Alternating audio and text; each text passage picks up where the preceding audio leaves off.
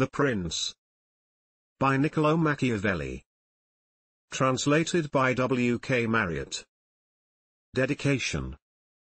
To the magnificent Lorenzo di Piero de' Medici.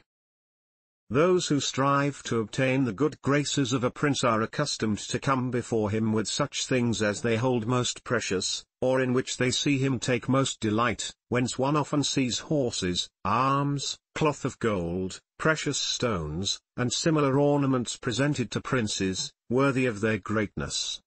Desiring therefore to present myself to your magnificence with some testimony of my devotion towards you, I have not found among my possessions anything which I hold more dear than, or value so much as, the knowledge of the actions of great men, acquired by long experience in contemporary affairs, and a continual study of antiquity, which, having reflected upon it with great and prolonged diligence, I now send, digested into a little volume, to your magnificence.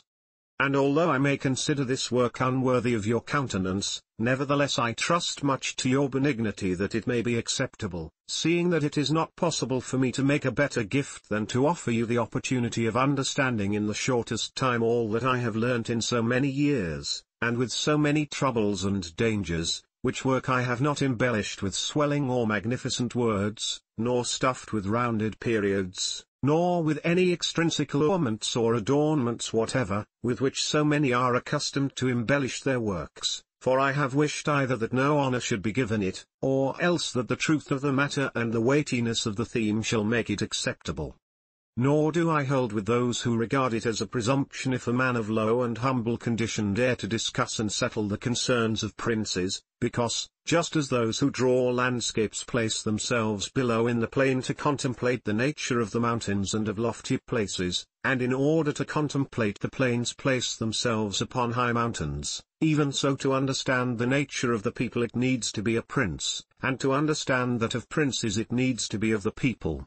Take then, your magnificence, this little gift in the spirit in which I send it, wherein, if it be diligently read and considered by you, you will learn my extreme desire that you should attain that greatness which fortune and your other attributes promise.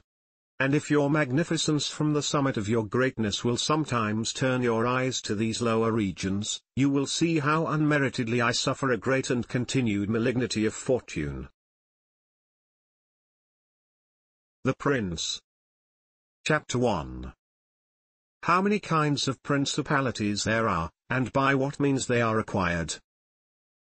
All states, all powers, that have held and hold rule over men have been and are either republics or principalities. Principalities are either hereditary, in which the family has been long established, or they are new. The new are either entirely new, as was Milan to Francesco Sforza, or they are, as it were, members annexed to the hereditary state of the prince who has acquired them, as was the kingdom of Naples to that of the king of Spain. Such dominions thus acquired are either accustomed to live under a prince, or to live in freedom, and are acquired either by the arms of the prince himself, or of others, or else by fortune or by ability. Chapter 2. Concerning hereditary principalities. I will leave out all discussion on republics, inasmuch as in another place I have written of them at length, and will address myself only to principalities. In doing so I will keep to the order indicated above, and discuss how such principalities are to be ruled and preserved.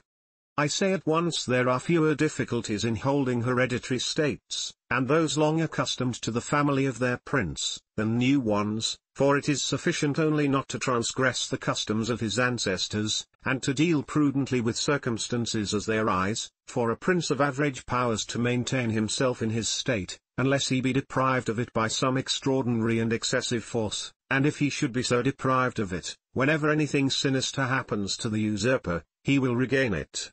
We have in Italy, for example, the Duke of Ferrara, who could not have withstood the attacks of the Venetians in 84, nor those of Pope Julius in 10, unless he had been long established in his dominions. For the hereditary prince has less cause and less necessity to offend, hence it happens that he will be more loved, and unless extraordinary vices cause him to be hated, it is reasonable to expect that his subjects will be naturally well disposed towards him, and in the antiquity and duration of his rule the memories and motives that make for change are lost, for one change always leaves the two thing for another. Chapter 3. Concerning mixed principalities. But the difficulties occur in a new principality. And firstly, if it be not entirely new, but is, as it were, a member of a state which, taken collectively, may be called composite, the changes arise chiefly from an inherent difficulty which there is in all new principalities, for men change their rulers willingly, hoping to better themselves, and this hope induces them to take up arms against him who rules, wherein they are deceived, because they afterwards find by experience they have gone from bad to worse. This follows also on another natural and common necessity, which always causes a new prince to burden those who have submitted to him with his soldiery and with infinite other hardships which he must put upon his new acquisition. In this way you have enemies in all those whom you have injured in seizing that principality, and you are not able to keep those friends who put you there because of your not being able to satisfy them in the way they expected, and you cannot take strong measures against them, feeling bound to them. For, although one may be very strong in armed forces, yet in entering a province one has always need of the goodwill of the natives.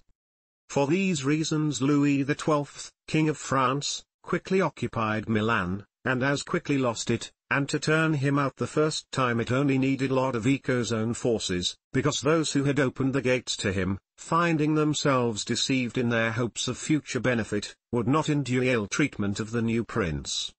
It is very true that, after acquiring rebellious provinces a second time, they are not so lightly lost afterwards, because the prince, with little reluctance, takes the opportunity of the rebellion to punish the delinquents, to clear out the suspects, and to strengthen himself in the weakest places. Thus to cause France to lose Milan the first time it was enough for the Duke Lodovico to raise insurrections on the borders, but to cause him to lose it a second time it was necessary to bring the whole world against him, and that his armies should be defeated and driven out of Italy, which followed from the causes above mentioned. Nevertheless Milan was taken from France both the first and the second time. The general reasons for the first have been discussed, it remains to name those for the second, and to see what resources he had, and what anyone in his situation would have had for maintaining himself more securely in his acquisition than did the King of France. Now I say that those dominions which, when acquired, are added to an ancient state by him who acquires them, are either of the same country and language, or they are not. When they are, it is easier to hold them, especially when they have not been accustomed to self-government, and to hold them securely it is enough to have destroyed the family of the prince who was ruling them, because the two peoples, preserving in other things the old conditions, and not being unlike in customs, will live quietly together, as one has seen in Brittany, Burgundy, Gascony, and Normandy, which have been bound to France for so long a time, and, although there may be some difference in language,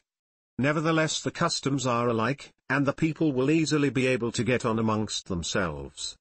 He who has annexed them, if he wishes to hold them, has only to bear in mind two considerations, the one, that the family of their former lord is extinguished, the other, that neither their laws nor their taxes are altered, so that in a very short time they will become entirely one body with the old principality. But when states are acquired in a country differing in language, customs, or laws, there are difficulties, and good fortune and great energy are needed to hold them, and one of the greatest and most real helps would be that he who has acquired them should go and reside there. This would make his position more secure and durable, as it has made that of the Turk in Greece, who, notwithstanding all the other measures taken by him for holding that state, if he had not settled there, would not have been able to keep it. Because, if one is on the spot, disorders are seen as they spring up, and one can quickly remedy them, but if one is not at hand, they are heard of only when they are great, and then one can no longer remedy them. Besides this, the country is not pillaged by your officials, the subjects are satisfied by prompt recourse to the prince, thus, wishing to be good, they have more cause to love him, and wishing to be otherwise, to fear him. He who would attack that state from the outside must have the utmost caution, as long as the prince resides there it can only be wrested from him with the greatest difficulty. The other and better course is to send colonies to 1 or 2 places, which may be as keys to that state, for it is necessary either to do this or else to keep there a great number of cavalry and infantry. A prince does not spend much on colonies, for with little or no expense he can send them out and keep them there, and he offends a minority only of the citizens from whom he takes lands and houses to give them to the new inhabitants, and those whom he offends, remaining poor and scattered, are never able to injure him, whilst the rest being uninjured are easily kept quiet, and at the same time are anxious not to err for fear it should happen to them as it has to those who have been despoiled. In conclusion, I say that these colonies are not costly, they are more faithful, they injure less, and the injured, as has been said, being poor and scattered, cannot hurt. Upon this, one has to remark that men ought either to be well treated or crushed, because they can avenge themselves of lighter injuries, of more serious ones they cannot, therefore the injury that is to be done to a man ought to be of such a kind that one does not stand in fear of revenge.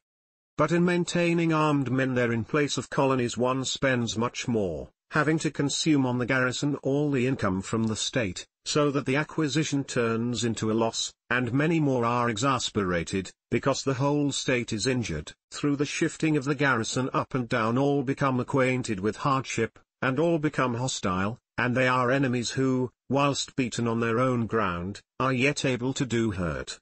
For every reason, therefore, such guards are as useless as a colony is useful. Again, the prince who holds a country differing in the above respects ought to make himself the head and defender of his less powerful neighbors, and to weaken the more powerful amongst them, taking care that no foreigner as powerful as himself shall, by any accident, get a footing there, for it will always happen that such a one will be introduced by those who are discontented, either through excess of ambition or through fear, as one has seen already. The Romans were brought into Greece by the Aetolians, and in every other country where they obtained a footing they were brought in by the inhabitants. And the usual course of affairs is that, as soon as a powerful foreigner enters a country, all the subject states are drawn to him, moved by the hatred which they feel against the ruling power. So that in respect to those subject states he has not to take any trouble to gain them over to himself, for the whole of them quickly rally to the state which he has acquired there. He has only to take care that they do not get hold of too much power and too much authority, and then with his own forces, and with their goodwill, he can easily keep down the more powerful of them, so as to remain entirely master in the country. And he who does not properly manage this business will soon lose what he has acquired, and whilst he does hold it he will have endless difficulties and troubles. The Romans, in the countries which they annexed, observed closely these measures. They sent colonies and maintained friendly relations with the minor powers, without increasing their strength. They kept down the greater, and did not allow any strong foreign powers to gain authority. Greece appears to me sufficient for an example. The Achaeans and Aetolians were kept friendly by them, the kingdom of Macedonia was humbled, Antiochus was driven out, yet the merits of the Achaeans and Aetolians never secured for them permission to increase their power, nor did the persuasions of Philip ever induce the Romans to be his friends without first humbling him, nor did the influence of Antiochus make them agree that he should retain any lordship over the country. Because the Romans did in these instances what all prudent princes ought to do, who have to regard not only present troubles, but also future ones, for which they must prepare with every energy, because, when foreseen, it is easy to remedy them, but if you wait until they approach, the medicine is no longer in time because the malady has become incurable, for it happens in this, as the physicians say it happens in hectic fever, that in the beginning of the malady it is easy to cure but difficult to detect. But in the course of time, not having been either detected or treated in the beginning, it becomes easy to detect but difficult to cure. Thus it happens in affairs of state, for when the evils that arise have been foreseen, which it is only given to a wise man to see, they can be quickly redressed, but when, through not having been foreseen, they have been permitted to grow in a way that every one can see them, there is no longer a remedy. Therefore, the Romans, foreseeing troubles, dealt with them at once, and, even to avoid a war, would not let them come to a head, for they knew that war is not to be avoided, but is only to be put off to the advantage of others. Moreover, they wished to fight with Philip and Antiochus in Greece so as not to have to do it in Italy. They could have avoided both, but this they did not wish, nor did that ever please them, which is forever in the mouths of the wise ones of our time. Let us enjoy the benefits of the time, but rather the benefits of their own valor and prudence, for time drives everything before it, and is able to bring with it good as well as evil, and evil as well as good. But let us turn to France and inquire whether she has done any of the things mentioned. I will speak of Louis, and not of Charles, as the one whose conduct is the better to be observed, he having held possession of Italy for the longest period, and you will see that he has done the opposite to those things which ought to be done to retain a state composed of divers elements. King Louis was brought into Italy by the ambition of the Venetians, who desired to obtain half the state of Lombardy by his intervention. I will not blame the course taken by the king, because, wishing to get a foothold in Italy, and having no friends there, seeing rather that every door was shut to him owing to the conduct of Charles, he was forced to accept those friendships which he could get, and he would have succeeded very quickly in his design if in other matters he had not made some mistakes. The king, however, having acquired Lombardy, regained at once the authority which Charles had lost. Genoa yielded, the Florentines became his friends, the Marquis of Mantua, the Duke of Ferrara, the Bentivogli, my Lady of Forlì, the Lords of Faenza, of Pesaro, of Rimini, of Camerino, of Piombino, the Lucchesi, the Pisans, the Siennese, everybody made advances to him to become his friend. Then could the Venetians realize the rashness of the course taken by them, which, in order that they might secure 2 towns in Lombardy, had made the king master of 2/3 of Italy.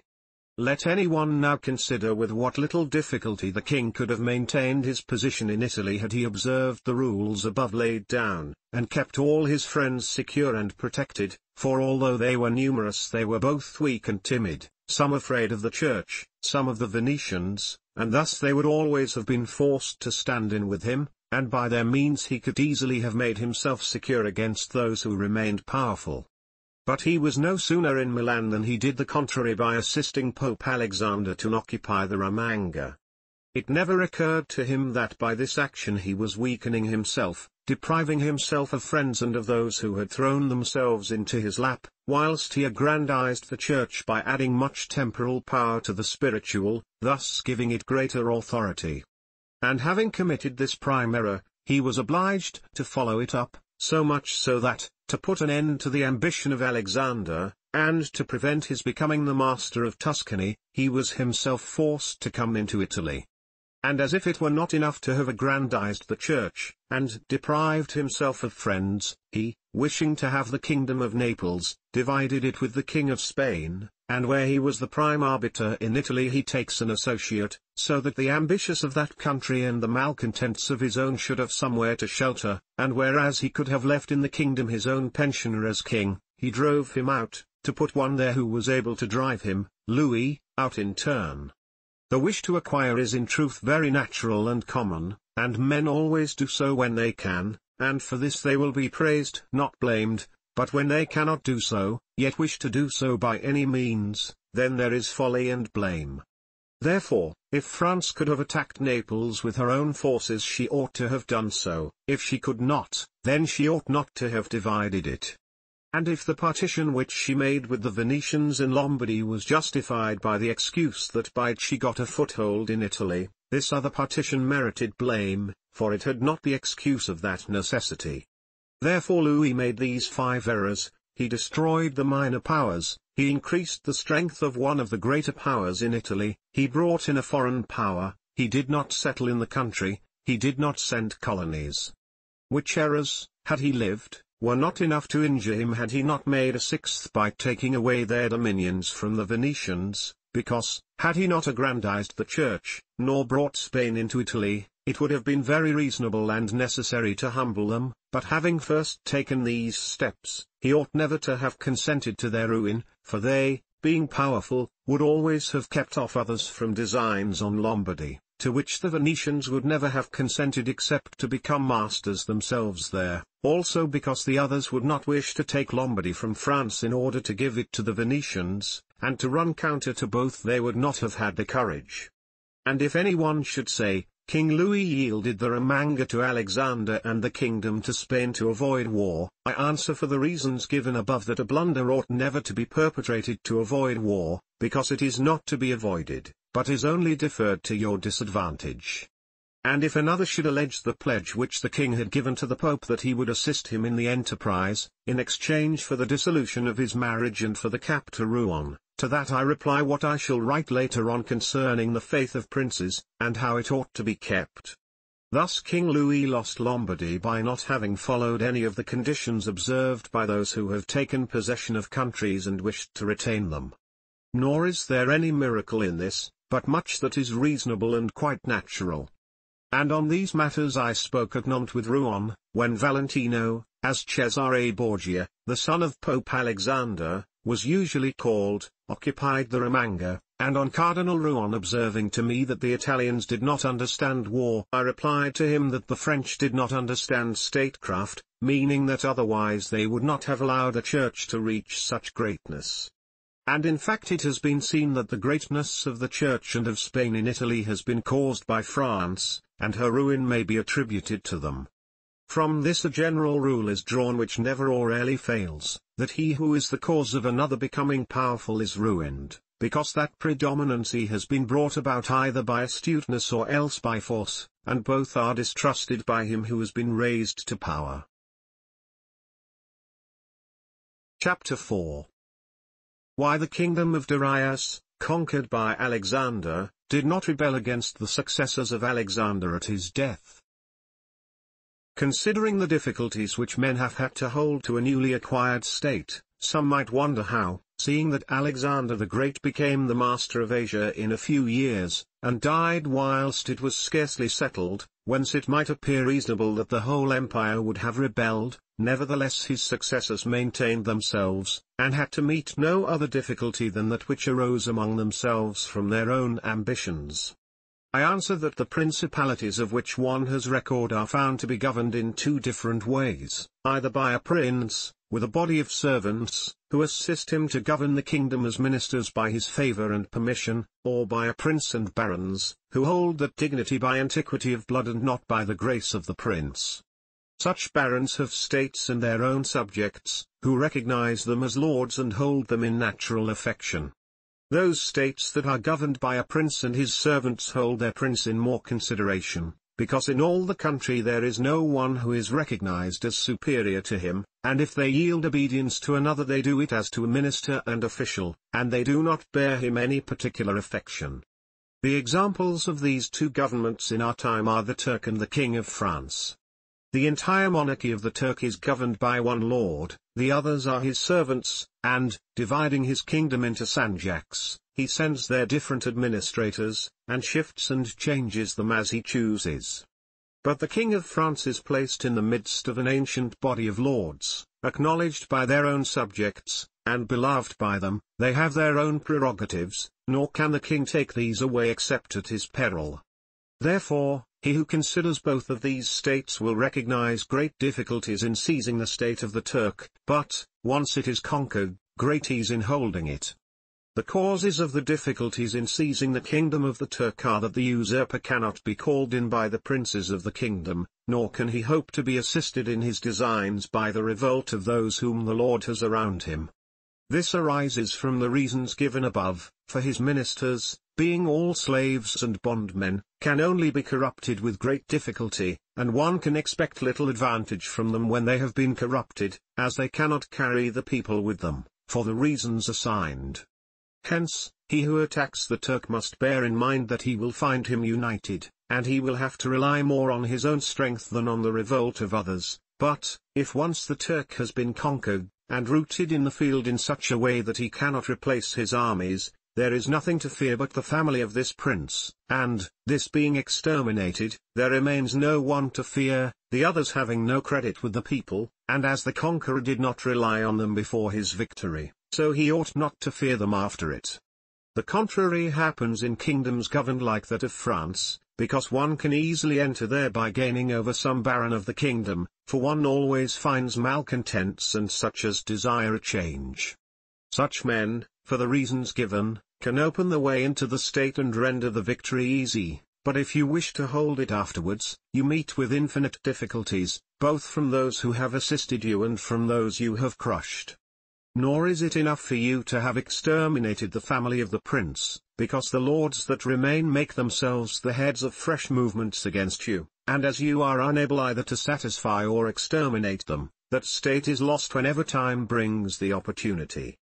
Now if you will consider what was the nature of the government of Darius, you will find it similar to the kingdom of the Turk, and therefore it was only necessary for Alexander, first to overthrow him in the field, and then to take the country from him. After which victory, Darius being killed, the state remained secure to Alexander, for the above reasons. And if his successors had been united they would have enjoyed it securely and at their ease, for there were no tumults raised in the kingdom except those they provoked themselves. But it is impossible to hold with such tranquility states constituted like that of France.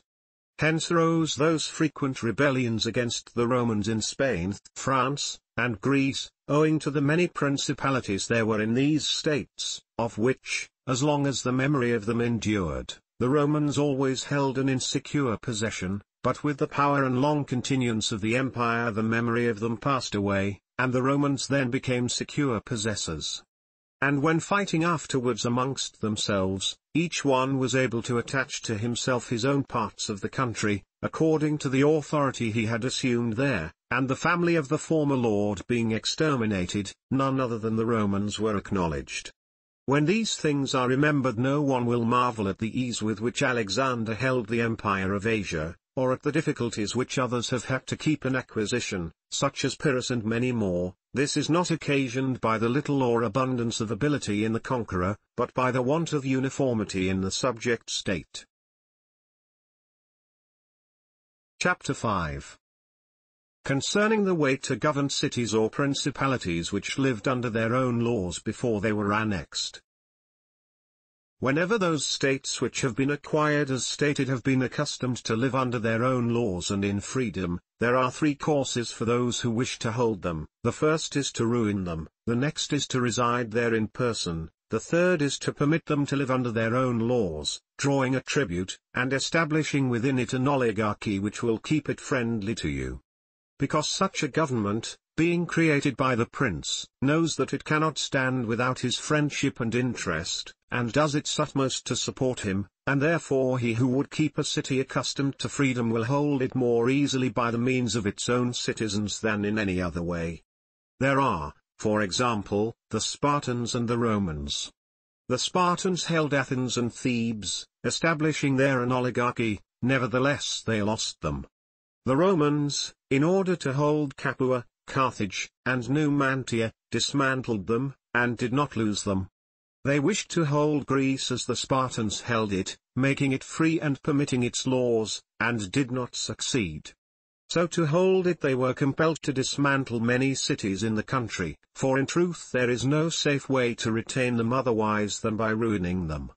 And he who becomes master of a city accustomed to freedom and does not destroy it, may expect to be destroyed by it, for in rebellion it has always the watchword of liberty and its ancient privileges as a rallying point, which neither time nor benefits will ever cause it to forget.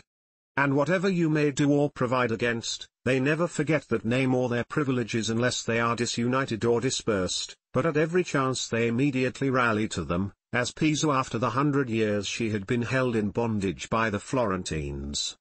But when cities or countries are accustomed to live under a prince, and his family is exterminated, they, being on the one hand accustomed to obey and on the other hand not having the old prince, cannot agree in making one from amongst themselves, and they do not know how to govern themselves.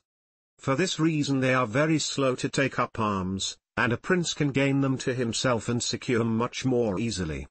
But in republics there is more vitality, greater hatred, and more desire for vengeance, which will never permit them to allow the memory of their former liberty to rest, so that the safest way is to destroy them or to reside there. Chapter 6.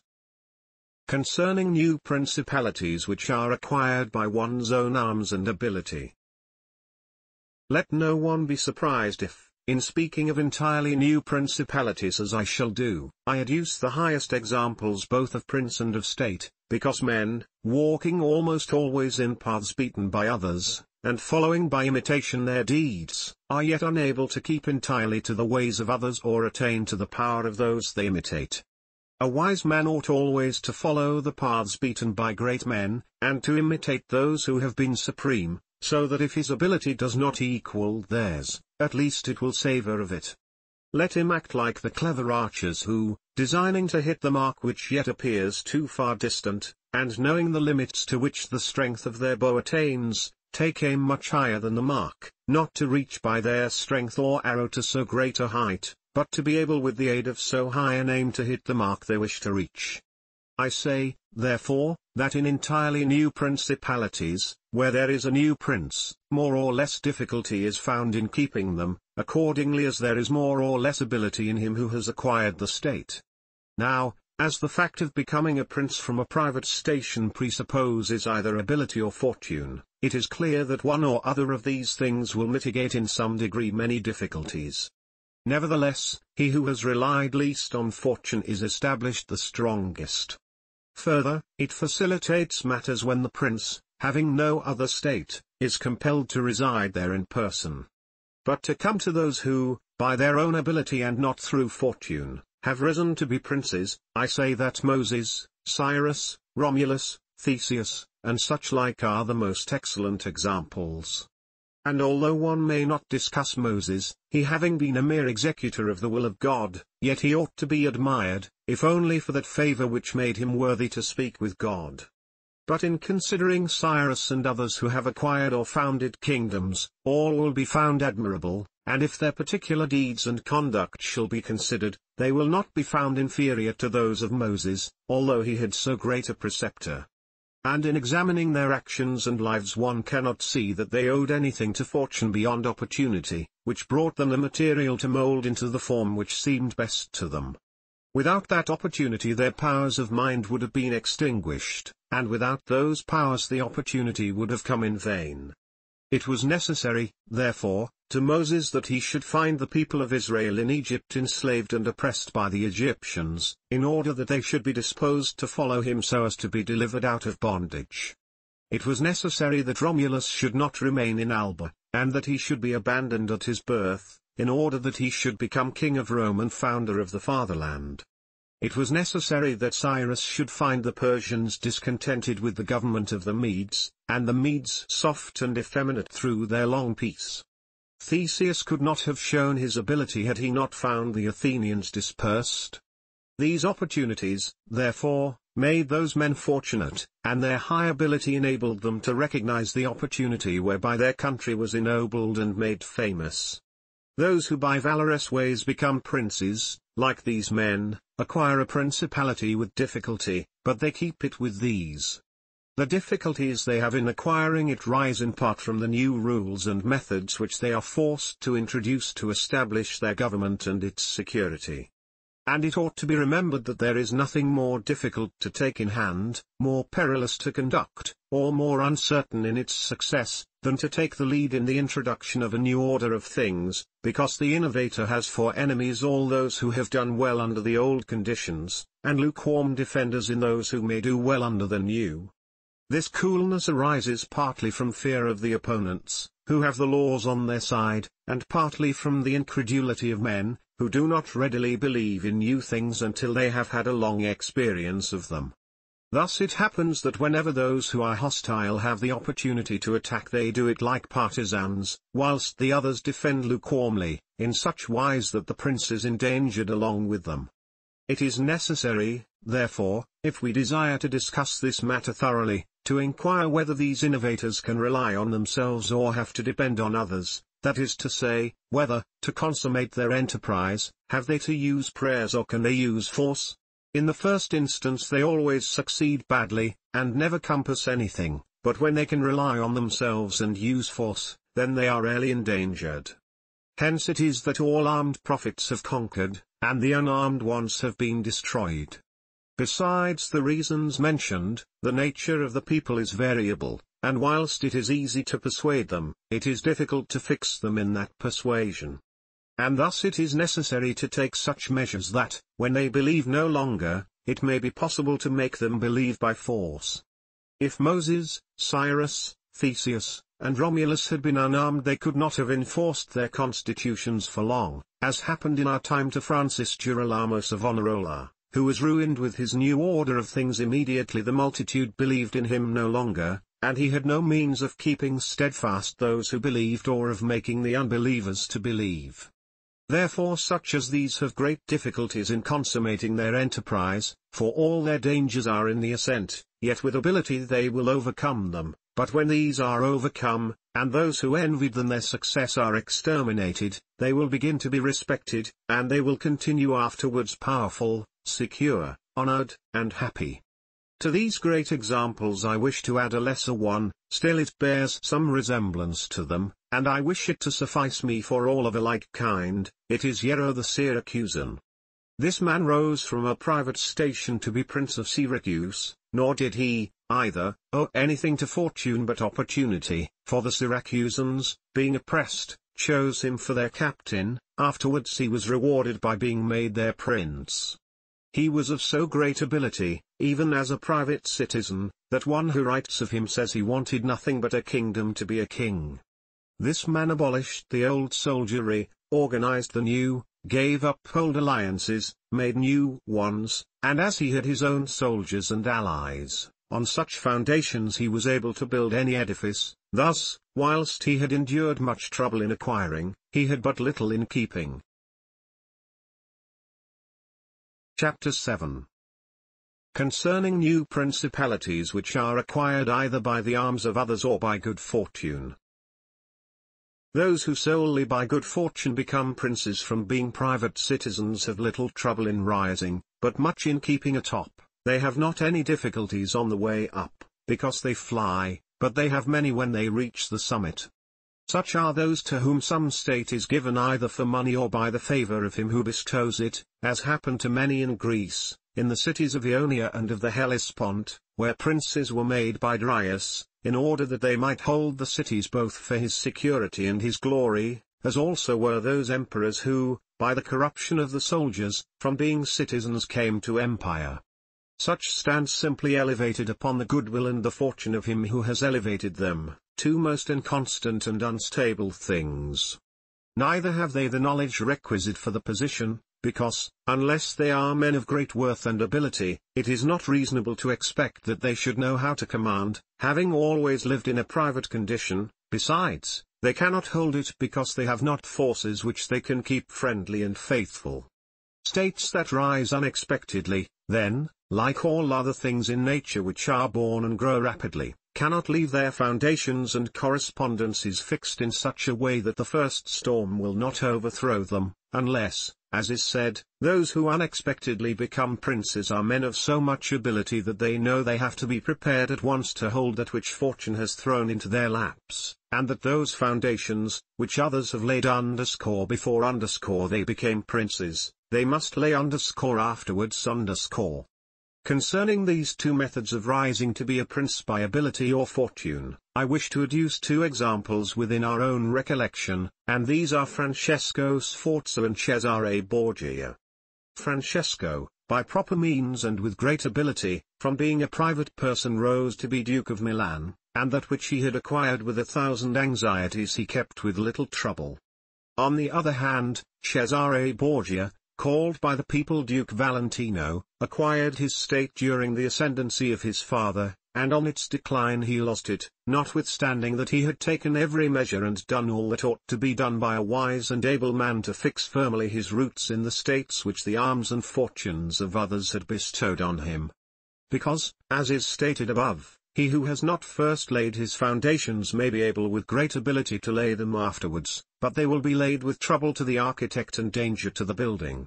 If, therefore, all the steps taken by the Duke be considered, it will be seen that he laid solid foundations for his future power, and I do not consider it superfluous to discuss them, because I do not know what better precepts to give a new prince than the example of his actions, and if his dispositions were of no avail, that was not his fault, but the extraordinary and extreme malignity of fortune.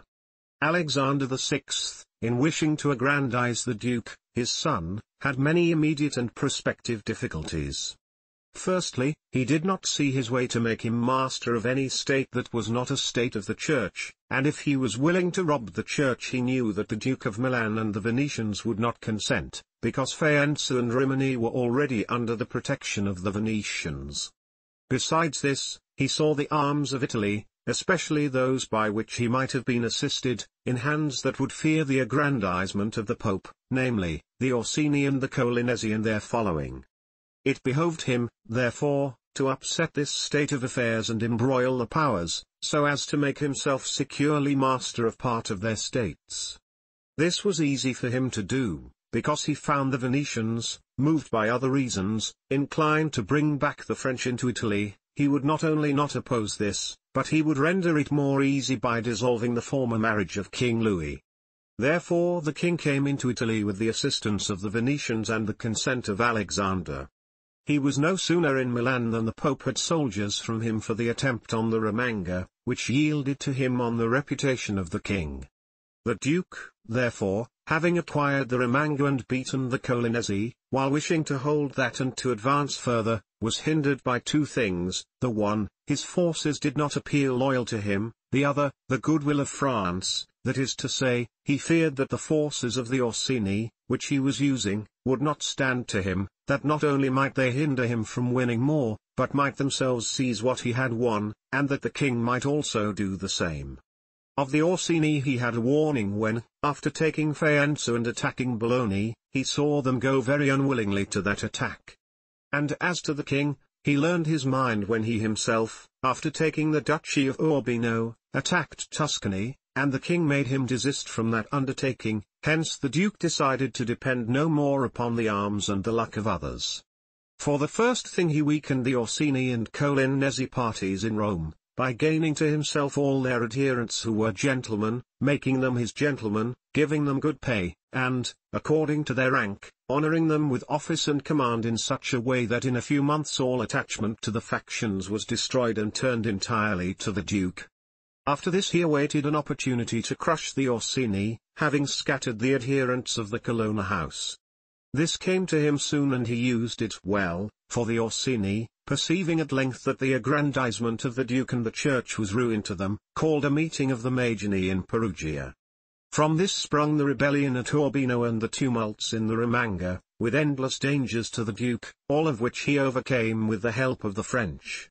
Having restored his authority, not to leave it at risk by trusting either to the French or other outside forces, he had recourse to his wiles, and he knew so well how to conceal his mind that, by the mediation of Signor Pagolo, whom the Duke did not fail to secure with all kinds of attention, giving him money, apparel, and horses, the Orsini were reconciled, so that their simplicity brought them into his power at Sinigalia. Having exterminated the leaders, and turned their partisans into his friends, the Duke laid sufficiently good foundations to his power, having all the Romagna and the Duchy of Urbino, and the people now beginning to appreciate their prosperity, he gained them all over to himself. And as this point is worthy of notice, and to be imitated by others, I am not willing to leave it out. When the Duke occupied the Romagna he found it under the rule of weak masters, who rather plundered their subjects than ruled them, and gave them more cause for disunion than for union, so that the country was full of robbery, quarrels, and every kind of violence, and so, wishing to bring back peace and obedience to authority, he considered it necessary to give it a good governor. Thereupon he promoted Messer Ramiro d'Orco, a swift and cruel man, to whom he gave the fullest power. This man in a short time restored peace and unity with the greatest success. Afterwards the Duke considered that it was not advisable to confer such excessive authority, for he had no doubt but that he would become odious, so he set up a court of judgment in the country, under a most excellent president, wherein all cities had their advocates. And because he knew that the past severity had caused some hatred against himself, so, to clear himself in the minds of the people, and gain them entirely to himself, he desired to show that, if any cruelty had been practiced, it had not originated with him, but in the natural sternness of the minister. Under this pretense he took Ramiro, and one morning caused him to be executed and left on the piazza at Cesena with the block and a bloody knife at his side. The barbarity of this spectacle caused the people to be at once satisfied and dismayed. But let us return whence we started. I say that the Duke, finding himself now sufficiently powerful and partly secured from immediate dangers by having armed himself in his own way, and having in a great measure crushed those forces in his vicinity that could injure him if he wished to proceed with his conquest, had next to consider France, for he knew that the king, who too late was aware of his mistake, would not support him. And from this time he began to seek new alliances and to temporize with France in the expedition which she was making towards the kingdom of Naples against the Spaniards who were besieging Gaeta. It was his intention to secure himself against them, and this he would have quickly accomplished had Alexander lived. Such was his line of action as to present affairs. But as to the future he had to fear, in the first place, that a new successor to the church might not be friendly to him and might seek to take from him that which Alexander had given him, so he decided to act in 4 ways.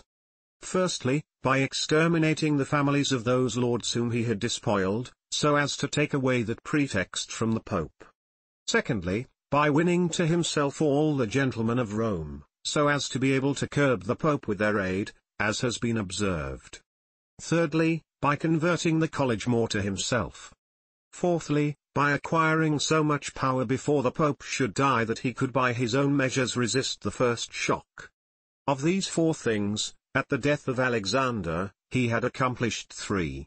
For he had killed as many of the dispossessed lords as he could lay hands on, and few had escaped, he had won over the Roman gentlemen, and he had the most numerous party in the college. And as to any fresh acquisition, he intended to become master of Tuscany, for he already possessed Perugia and Piombino, and Pisa was under his protection. And as he had no longer to study France, for the French were already driven out of the kingdom of Naples by the Spaniards, and in this way both were compelled to buy his goodwill, he pounced down upon Pisa. After this, Lucca and Siena yielded at once, partly through hatred and partly through fear of the Florentines, and the Florentines would have had no remedy had he continued to prosper, as he was prospering the year that Alexander died, for he had acquired so much power and reputation that he would have stood by himself, and no longer have depended on the luck and the forces of others, but solely on his own power and ability. But Alexander died 5 years after he had first drawn the sword. He left the Duke with the state of Romagna alone consolidated, with the rest in the air, between 2 most powerful hostile armies, and sick unto death. Yet there were in the Duke such boldness and ability, and he knew so well how men are to be won or lost, and so firm were the foundations which in so short a time he had laid, that if he had not had those armies on his back, or if he had been in good health, he would have overcome all difficulties. And it is seen that his foundations were good, for the Romagna awaited him for more than a month. In Rome, although but half alive, he remained secure, and whilst the Balloni, the Vitelli, and the Orsini might come to Rome, they could not effect anything against him. If he could not have made Pope him whom he wished, at least the one whom he did not wish would not have been elected. But if he had been in sound health at the death of Alexander, everything would have been different to him. On the day that Julius II was elected, he told me that he had thought of everything that might occur at the death of his father, and had provided a remedy for all, except that he had never anticipated that, when the death did happen, he himself would be on the point to die. When all the actions of the Duke are recalled, I do not know how to blame him, but rather it appears to be, as I have said, that I ought to offer him for imitation to all those who, by the fortune or the arms of others, are raised to government.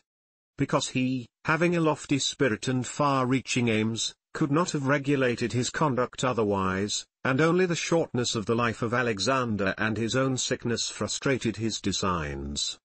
Therefore, he who considers it necessary to secure himself in his new principality, to win friends, to overcome either by force or fraud, to make himself beloved and feared by the people, to be followed and revered by the soldiers, to exterminate those who have power or reason to hurt him, to change the old order of things for new, to be severe and gracious, magnanimous and liberal, to destroy a disloyal soldiery and to create new, to maintain friendship with kings and princes in such a way that they must help him with zeal and offend with caution, cannot find a more lively example than the actions of this man.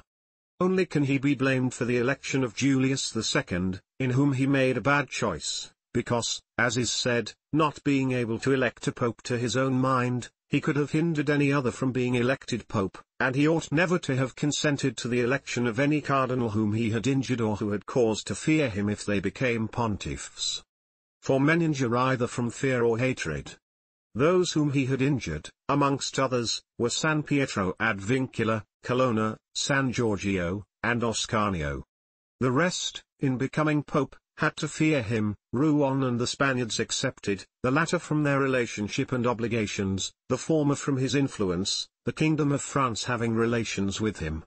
Therefore, above everything, the Duke ought to have created a Spaniard pope, and, failing him, he ought to have consented to Rouen and not San Pietro ad Vincula. He who believes that new benefits will cause great personages to forget old injuries is deceived. Therefore, the Duke erred in his choice, and it was the cause of his ultimate ruin. Chapter 8. Concerning those who have obtained a principality by wickedness. Although a prince may rise from a private station in two ways, neither of which can be entirely attributed to fortune or genius, yet it is manifest to me that I must not be silent on them, although one could be more copiously treated when I discuss republics. These methods are when, either by some wicked or nefarious ways, one ascends to the principality, or when by the favor of his fellow citizens a private person becomes the prince of his country. And speaking of the first method, it will be illustrated by two examples, one ancient, the other modern, and without entering further into the subject, I consider these two examples will suffice those who may be compelled to follow them. Agathocles, the Sicilian, became king of Syracuse not only from a private but from a low and abject position. This man, the son of a potter, through all the changes in his fortunes always led an infamous life. Nevertheless, he accompanied his infamies with so much ability of mind and body that, having devoted himself to the military profession, he rose through its ranks to be praetor of Syracuse. Being established in that position, and having deliberately resolved to make himself prince and to seize by violence, without obligation to others, that which had been conceded to him by assent, he came to an understanding for this purpose with Hamilcar, the Carthaginian, who, with his army, was fighting in Sicily. One morning he assembled the people and the Senate of Syracuse, as if he had to discuss with them things relating to the Republic, and at a given signal the soldiers killed all the senators and the richest of the people. These dead, he seized and held the princedom of that city without any civil commotion. And although he was twice routed by the Carthaginians, and ultimately besieged, yet not only was he able to defend his city, but leaving part of his men for its defense, with the others he attacked Africa, and in a short time raised the siege of Syracuse. The Carthaginians, reduced to extreme necessity, were compelled to come to terms with Agathocles, and, leaving Sicily to him, had to be content with the possession of Africa. Therefore, he who considers the actions and the genius of this man will see nothing, or little, which can be attributed to fortune, inasmuch as he attained preeminence, as is shown above, not by the favor of any one, but step by step in the military profession, which steps were gained with 1,000 troubles and perils, and were afterwards boldly held by him with many hazardous dangers. Yet it cannot be called talent to slay fellow citizens, to deceive friends, to be without faith, without mercy, without religion. Such methods may gain empire, but not glory. Still, if the courage of Agathocles in entering into and extricating himself from dangers be considered, together with his greatness of mind in enduring and overcoming hardships, it cannot be seen why he should be esteemed less than the most notable captain. Nevertheless, his barbarous cruelty and inhumanity with infinite wickedness do not permit him to be celebrated among the most excellent men. What he achieved cannot be attributed either to fortune or genius. In our times, during the rule of Alexander VI, Aliverotto da Fermo, having been left an orphan many years before, was brought up by his maternal uncle, Giovanni Filiani, and in the early days of his youth sent to fight under Pagolo Vitelli, that, being trained under his discipline, he might attain some high position in the military profession.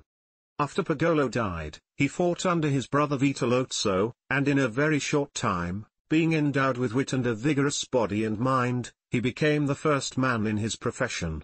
But it appearing a paltry thing to serve under others, he resolved, with the aid of some citizens of Fermo, to whom the slavery of their country was dearer than its liberty, and with the help of the Vitellozzi, to seize Fermo. So he wrote to Giovanni Filiani that, having been away from home for many years, he wished to visit him and his city, and in some measure to look upon his patrimony, and although he had not labored to acquire anything except honor, yet, in order that the citizens should see he had not spent his time in vain, he desired to come honorably, so would be accompanied by 100 horsemen, his friends and retainers, and he entreated Giovanni to arrange that he should be received honorably by the Fermians, all of which would be not only to his honor, but also to that of Giovanni himself, who had brought him up.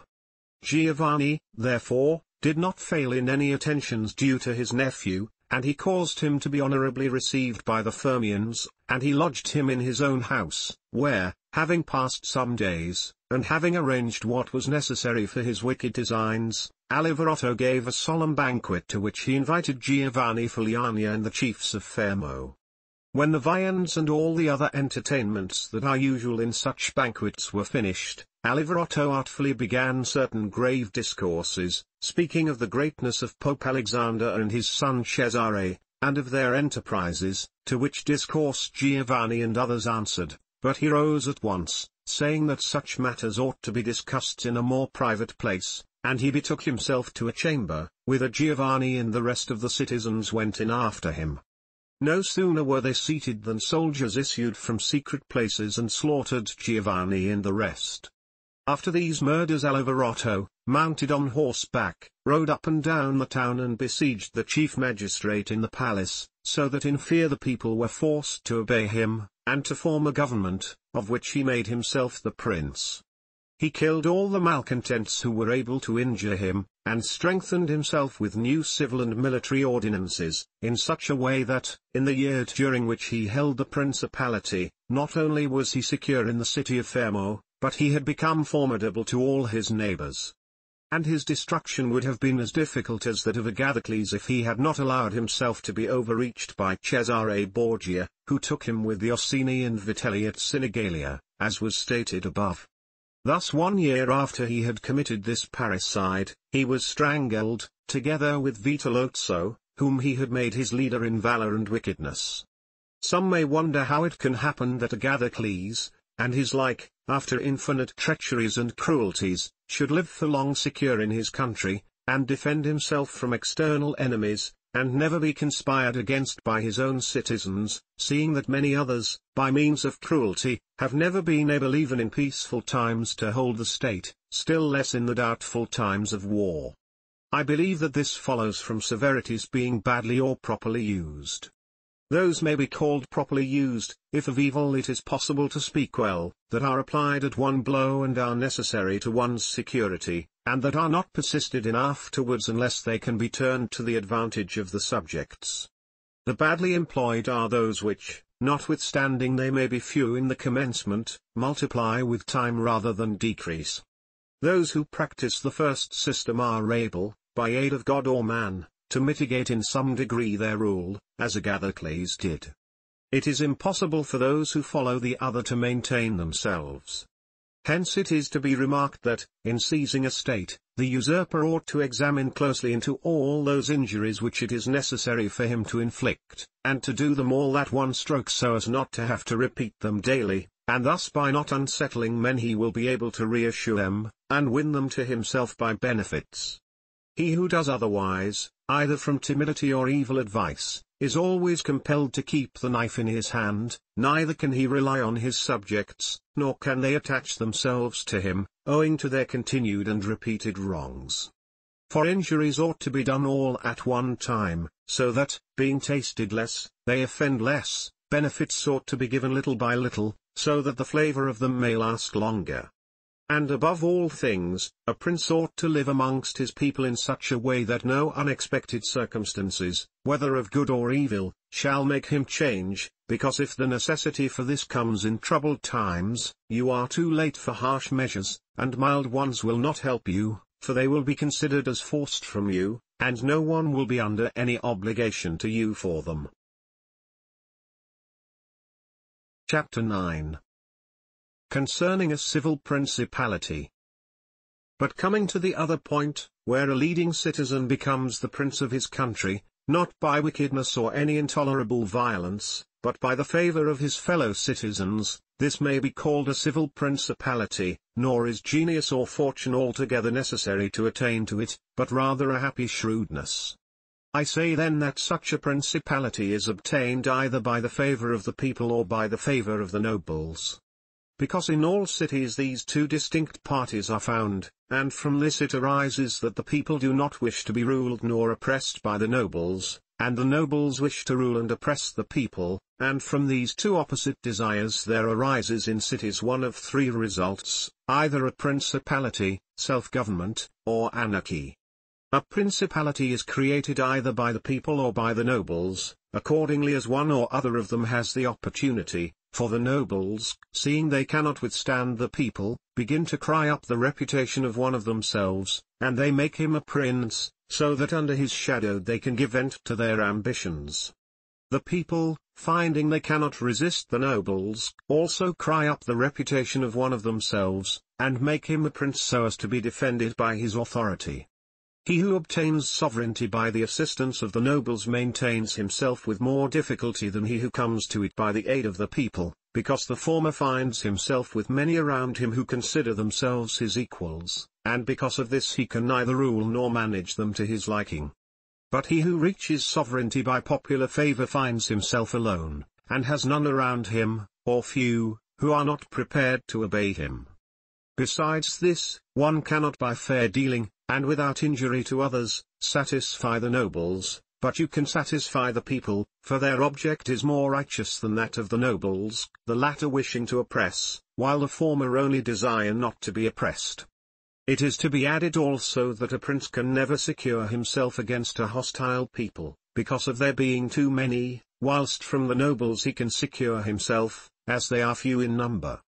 The worst that a prince may expect from a hostile people is to be abandoned by them, but from hostile nobles he has not only to fear abandonment, but also that they will rise against him, for they, being in these affairs more far-seeing and astute, always come forward in time to save themselves, and to obtain favors from him whom they expect to prevail. Further, the prince is compelled to live always with the same people, but he can do well without the same nobles, being able to make and unmake them daily, and to give or take away authority when it pleases him. Therefore, to make this point clearer, I say that the nobles ought to be looked at mainly in two ways, that is to say, they either shape their course in such a way as binds them entirely to your fortune, or they do not. Those who so bind themselves, and are not rapacious, ought to be honored and loved. Those who do not bind themselves may be dealt with in two ways. They may fail to do this through pusillanimity and a natural want of courage, in which case you ought to make use of them, especially of those who are of good counsel, and thus, whilst in prosperity you honor them, in adversity you do not have to fear them. But when for their own ambitious ends they shun binding themselves, it is a token that they are giving more thought to themselves than to you, and a prince ought to guard against such, and to fear them as if they were open enemies, because in adversity they always help to ruin him. Therefore, one who becomes a prince through the favor of the people ought to keep them friendly, and this he can easily do seeing they only ask not to be oppressed by him. But one who, in opposition to the people, becomes a prince by the favor of the nobles, ought, above everything, to seek to win the people over to himself, and this he may easily do if he takes them under his protection. Because men, when they receive good from him of whom they were expecting evil, are bound more closely to their benefactor, thus the people quickly become more devoted to him than if he had been raised to the principality by their favors, and the prince can win their affections in many ways, but as these vary according to the circumstances one cannot give fixed rules. So I omit them, but, I repeat, it is necessary for a prince to have the people friendly, otherwise he has no security in adversity. Now B, prince of the Spartans, sustained the attack of all Greece, and of a victorious Roman army, and against them he defended his country and his government, and for the overcoming of this peril it was only necessary for him to make himself secure against a few, but this would not have been sufficient had the people been hostile. And do not let anyone impugn this statement with the trite proverb that he who builds on the people, builds on the mud, for this is true when a private citizen makes a foundation there, and persuades himself that the people will free him when he is oppressed by his enemies or by the magistrates, wherein he would find himself very often deceived, as happened to the Gracchi in Rome and to Messer Giorgio Scali in Florence.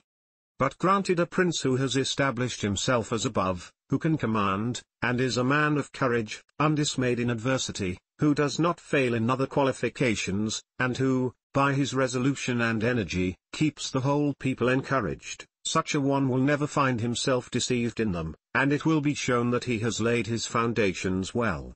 These principalities are liable to danger when they are passing from the civil to the absolute order of government, for such princes either rule personally or through magistrates.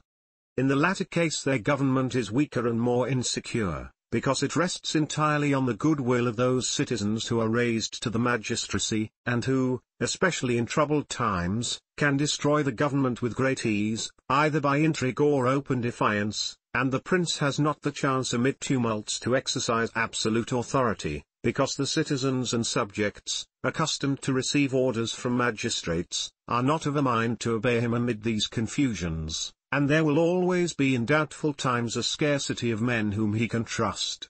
For such a prince cannot rely upon what he observes in quiet times, when citizens have need of the state, because then every one agrees with him, they all promise, and when death is far distant they all wish to die for him, but in troubled times, when the state has need of its citizens, then he finds but few. And so much the more is this experiment dangerous, inasmuch as it can only be tried once. Therefore a wise prince ought to adopt such a course that his citizens will always in every sort and kind of circumstance have need of the state and of him, and then he will always find them faithful. Chapter 10. Concerning the way in which the strength of all principalities ought to be measured. It is necessary to consider another point in examining the character of these principalities, that is, whether a prince has such power that, in case of need, he can support himself with his own resources, or whether he has always need of the assistance of others. And to make this quite clear I say that I consider those who are able to support themselves by their own resources who can, either by abundance of men or money, raise a sufficient army to join battle against anyone who comes to attack them, and I consider those always to have need of others who cannot show themselves against the enemy in the field, but are forced to defend themselves by sheltering behind walls. The first case has been discussed, but we will speak of it again should it recur. In the second case one can say nothing except to encourage such princes to provision and fortify their towns, and not on any account to defend the country. And whoever shall fortify his town well, and shall have managed the other concerns of his subjects in the way stated above, and to be often repeated, will never be attacked without great caution, for men are always adverse to enterprises where difficulties can be seen, and it will be seen not to be an easy thing to attack one who has his town well fortified, and is not hated by his people. The cities of Germany are absolutely free, they own but little country around them, and they yield obedience to the emperor when it suits them, nor do they fear this or any other power they may have near them, because they are fortified in such a way that every one thinks the taking of them by assault would be tedious and difficult, seeing they have proper ditches and walls, they have sufficient artillery, and they always keep in public depots enough for 1 year's eating, drinking, and firing. And beyond this, to keep the people quiet and without loss to the state, they always have the means of giving work to the community in those labors that are the life and strength of the city, and on the pursuit of which the people are supported. They also hold military exercises in repute, and moreover have many ordinances to uphold them. Therefore, a prince who has a strong city, and had not made himself odious, will not be attacked, or if anyone should attack he will only be driven off with disgrace. Again, because that the affairs of this world are so changeable, it is almost impossible to keep an army a whole year in the field without being interfered with.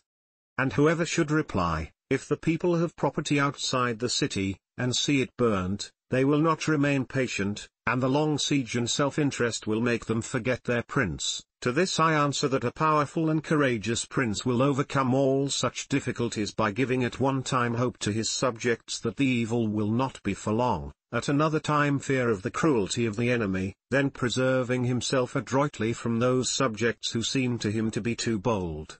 Further, the enemy would naturally on his arrival at once burn and ruin the country at the time when the spirits of the people are still hot and ready for the defense, and, therefore, so much the less ought the prince to hesitate, because after a time, when spirits have cooled, the damage is already done, the ills are incurred, and there is no longer any remedy, and therefore they are so much the more ready to unite with their prince, he appearing to be under obligations to them now that their houses have been burnt and their possessions ruined in his defense. For it is the nature of men to be bound by the benefits they confer as much as by those they receive. Therefore, if everything is well considered, it will not be difficult for a wise prince to keep the minds of his citizens steadfast from first to last, when he does not fail to support and defend them. Text chapter 11. Concerning ecclesiastical principalities. It only remains now to speak of ecclesiastical principalities, touching which all difficulties are prior to getting possession, because they are acquired either by capacity or good fortune, and they can be held without either, for they are sustained by the ancient ordinances of religion, which are so all-powerful, and of such a character that the principalities may be held no matter how their princes behave and live. These princes alone have states and do not defend them, and they have subjects and do not rule them, and the states, although unguarded, are not taken from them, and the subjects, although not ruled, do not care, and they have neither the desire nor the ability to alienate themselves. Such principalities only are secure and happy. But being upheld by powers, to which the human mind cannot reach, I shall speak no more of them, because, being exalted and maintained by God, it would be the act of a presumptuous and rash man to discuss them. Nevertheless, if anyone should ask of me how comes it that the Church has attained such greatness in temporal power, seeing that from Alexander backwards the Italian potentates, not only those who have been called potentates, but every baron and lord, though the smallest, have valued the temporal power very slightly, yet now a king of France trembles before it, and it has been able to drive him from Italy, and to ruin the Venetians. Although this may be very manifest, it does not appear to me superfluous to recall it in some measure to memory.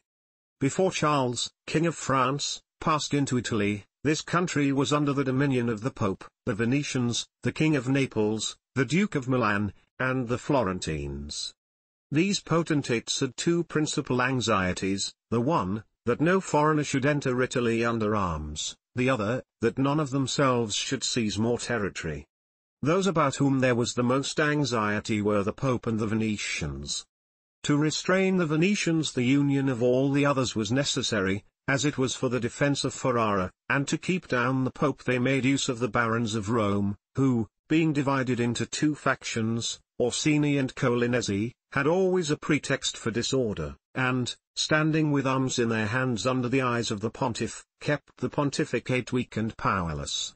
And although there might arise sometimes a courageous pope, such as Sixtus, yet neither fortune nor wisdom could rid him of these annoyances. And the short life of a pope is also a cause of weakness, for in the 10 years, which is the average life of a pope, he can with difficulty lower one of the factions, and if, so to speak, one people should almost destroy the Colinesi, another would arise hostile to the Orsini, who would support their opponents, and yet would not have time to ruin the Orsini. This was the reason why the temporal powers of the Pope were little esteemed in Italy. Alexander VI arose afterwards, who of all the pontiffs that have ever been showed how a pope with both money and arms was able to prevail, and through the instrumentality of the Duke Valentino, and by reason of the entry of the French, he brought about all those things which I have discussed above in the actions of the Duke. And although his intention was not to aggrandize the Church, but the Duke, nevertheless, what he did contributed to the greatness of the Church, which, after his death and the ruin of the Duke, became the heir to all his labors.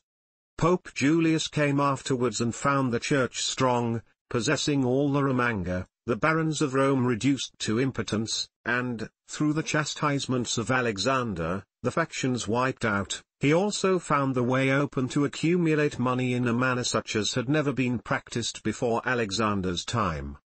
Such things Julius not only followed, but improved upon, and he intended to gain Bologna, to ruin the Venetians, and to drive the French out of Italy. All of these enterprises prospered with him, and so much the more to his credit, inasmuch as he did everything to strengthen the Church and not any private person. He kept also the Orsini and Colinesi factions within the bounds in which he found them, and although there was among them some mind to make disturbance, nevertheless he held two things firm, the one, the greatness of the Church, with which he terrified them, and the other, not allowing them to have their own cardinals, who caused the disorders among them. For whenever these factions have their cardinals they do not remain quiet for long, because cardinals foster the factions in Rome and out of it, and the barons are compelled to support them, and thus from the ambitions of prelates arise disorders and tumults among the barons. For these reasons His Holiness Pope Leo found the pontificate most powerful, and it is to be hoped that, if others made it great in arms, he will make it still greater and more venerated by his goodness and infinite other virtues. Chapter 12. How many kinds of soldiery there are, and concerning mercenaries. Having discoursed particularly on the characteristics of such principalities as in the beginning I proposed to discuss, and having considered in some degree the causes of their being good or bad, and having shown the methods by which many have sought to acquire them and to hold them, it now remains for me to discuss generally the means of offense and defense which belong to each of them. We have seen above how necessary it is for a prince to have his foundations well laid, otherwise it follows of necessity he will go to ruin. The chief foundations of all states, new as well as old or composite, are good laws and good arms, and as there cannot be good laws where the state is not well armed, it follows that where they are well armed they have good laws. I shall leave the laws out of the discussion and shall speak of the arms. I say, therefore, that the arms with which a prince defends his state are either his own, or they are mercenaries, auxiliaries, or mixed. Mercenaries and auxiliaries are useless and dangerous, and if one holds his state based on these arms, he will stand neither firm nor safe, for they are disunited, ambitious, and without discipline, unfaithful, valiant before friends, cowardly before enemies. They have neither the fear of God nor fidelity to men, and destruction is deferred only so long as the attack is, for in peace one is robbed by them, and in war by the enemy. The fact is, they have no other attraction or reason for keeping the field than a trifle of stipend, which is not sufficient to make them willing to die for you. They are ready enough to be your soldiers whilst you do not make war, but if war comes they take themselves off or run from the foe, which I should have little trouble to prove, for the ruin of Italy has been caused by nothing else than by resting all her hopes for many years on mercenaries, and although they formerly made some display and appeared valiant amongst themselves, yet when the foreigners came they showed what they were. Thus it was that Charles, King of France, was allowed to seize Italy with chalk in hand, and he who told us that our sins were the cause of it told the truth, but they were not the sins he imagined, but those which I have related. And as they were the sins of princes, it is the princes who have also suffered the penalty. I wish to demonstrate further the infelicity of these arms. The mercenary captains are either capable men or they are not. If they are, you cannot trust them, because they always aspire to their own greatness, either by oppressing you, who are their master, or others contrary to your intentions. But if the captain is not skillful, you are ruined in the usual way. And if it be urged that whoever is armed will act in the same way, whether mercenary or not. I reply that when arms have to be resorted to, either by a prince or a republic, then the prince ought to go in person and perform the duty of a captain. The republic has to send its citizens, and when one is sent who does not turn out satisfactorily, it ought to recall him, and when one is worthy, to hold him by the laws so that he does not leave the command. And experience has shown princes and republics, single-handed, making the greatest progress, and mercenaries doing nothing except damage, and it is more difficult to bring a republic, armed with its own arms, under the sway of one of its citizens than it is to bring one armed with foreign arms. Roman Sparta stood for many ages armed and free. The Switzers are completely armed and quite free. Of ancient mercenaries, for example, there are the Carthaginians, who were oppressed by their mercenary soldiers after the first war with the Romans, although the Carthaginians had their own citizens for captains. After the death of Epaminondas, Philip of Macedon was made captain of their soldiers by the Thebans, and after victory he took away their liberty. Duke Filippo being dead, the Milanese enlisted Francesco Sforza against the Venetians, and he, having overcome the enemy at Caravaggio, allied himself with them to crush the Milanese, his masters. His father, Sforza, having been engaged by Queen Johanna of Naples, left her unprotected, so that she was forced to throw herself into the arms of the King of Aragon, in order to save her kingdom. And if the Venetians and Florentines formerly extended their dominions by these arms, and yet their captains did not make themselves princes, but have defended them, I reply that the Florentines in this case have been favored by chance, for of the able captains, of whom they might have stood in fear, some have not conquered, some have been opposed, and others have turned their ambitions elsewhere. One who did not conquer was Giovanni Acuto, and since he did not conquer his fidelity cannot be proved, but every one will acknowledge that, had he conquered, the Florentines would have stood at his discretion. Sforza had the Braccisci always against him, so they watched each other. Francesco turned his ambition to Lombardy, Braccio against the Church and the Kingdom of Naples. But let us come to that which happened a short while ago. The Florentines appointed as their captain Pagolo Vitelli, a most prudent man, who from a private position had risen to the greatest renown. If this man had taken Pisa, nobody can deny that it would have been proper for the Florentines to keep in with him, for if he became the soldier of their enemies they had no means of resisting, and if they held to him they must obey him. The Venetians, if their achievements are considered, will be seen to have acted safely and gloriously so long as they sent to war their own men, when with armed gentlemen and plebeians they did valiantly. This was before they turned to enterprises on land, but when they began to fight on land they forsook this virtue and followed the custom of Italy.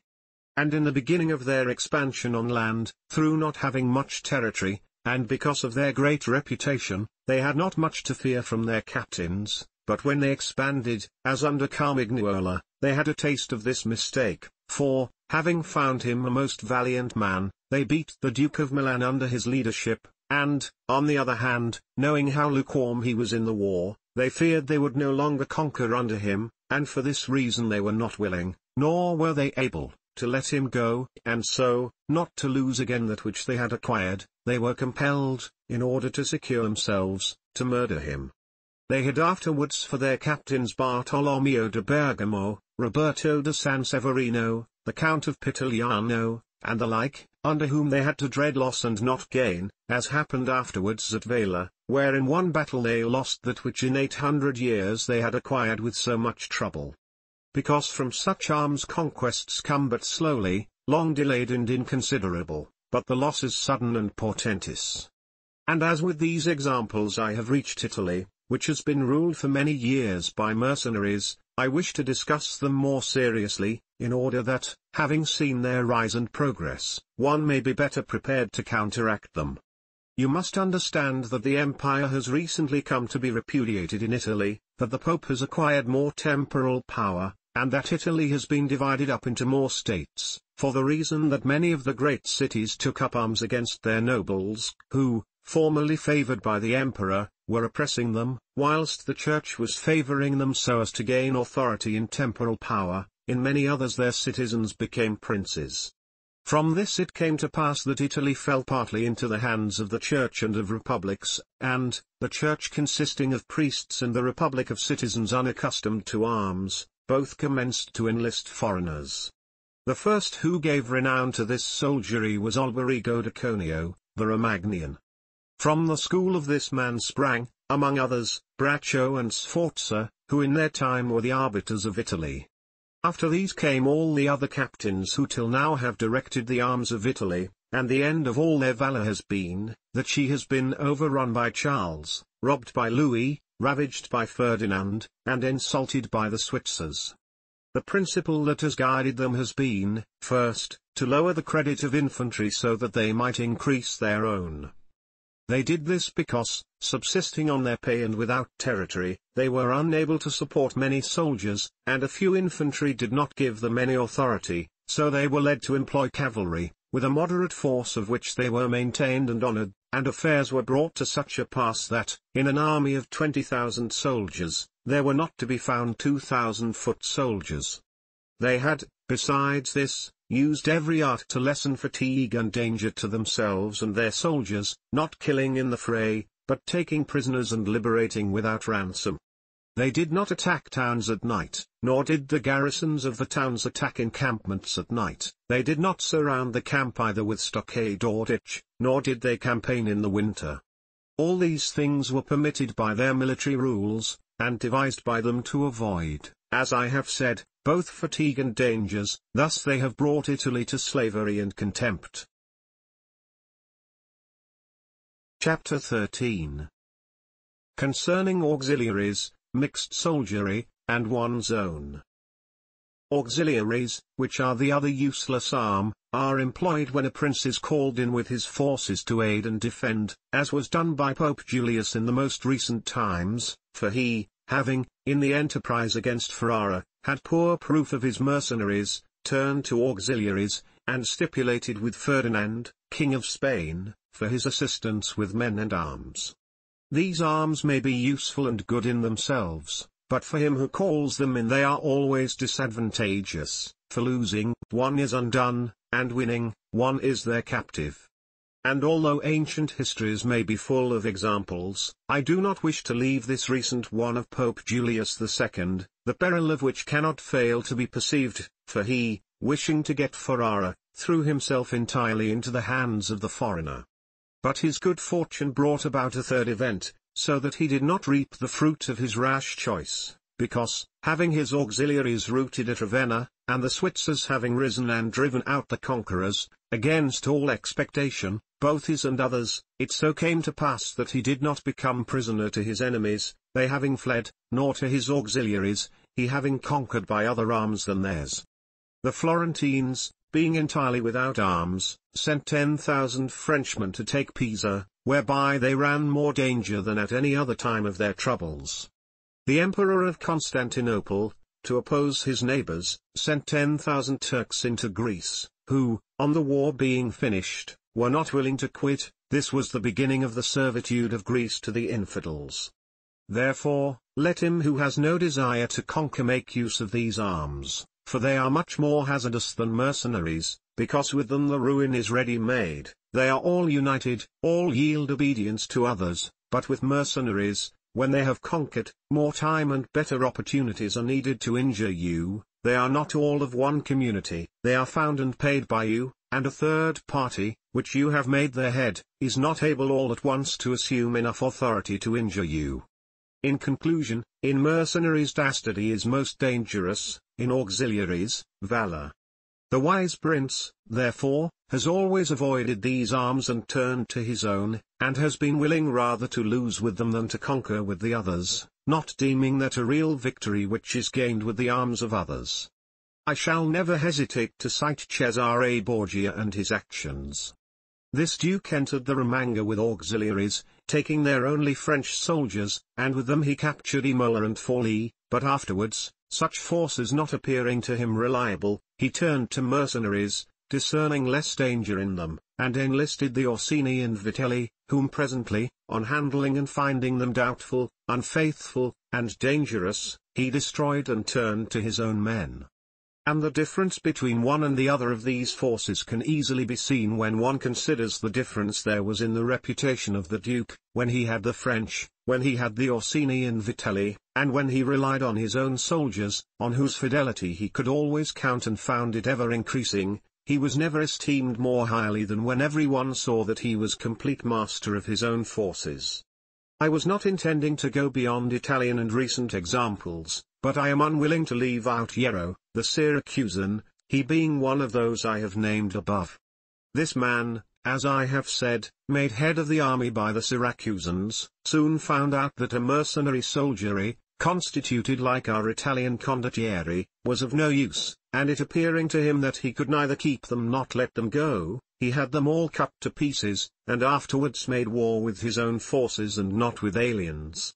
I wish also to recall to memory an instance from the Old Testament applicable to this subject. David offered himself to Saul to fight with Goliath, the Philistine champion, and, to give him courage, Saul armed him with his own weapons, which David rejected as soon as he had them on his back, saying he could make no use of them, and that he wished to meet the enemy with his sling and his knife. In conclusion, the arms of others either fall from your back, or they weigh you down, or they bind you fast. Charles VII, the father of King Louis XI, having by good fortune and valor liberated France from the English, recognized the necessity of being armed with forces of his own, and he established in his kingdom ordinances concerning men-at-arms and infantry.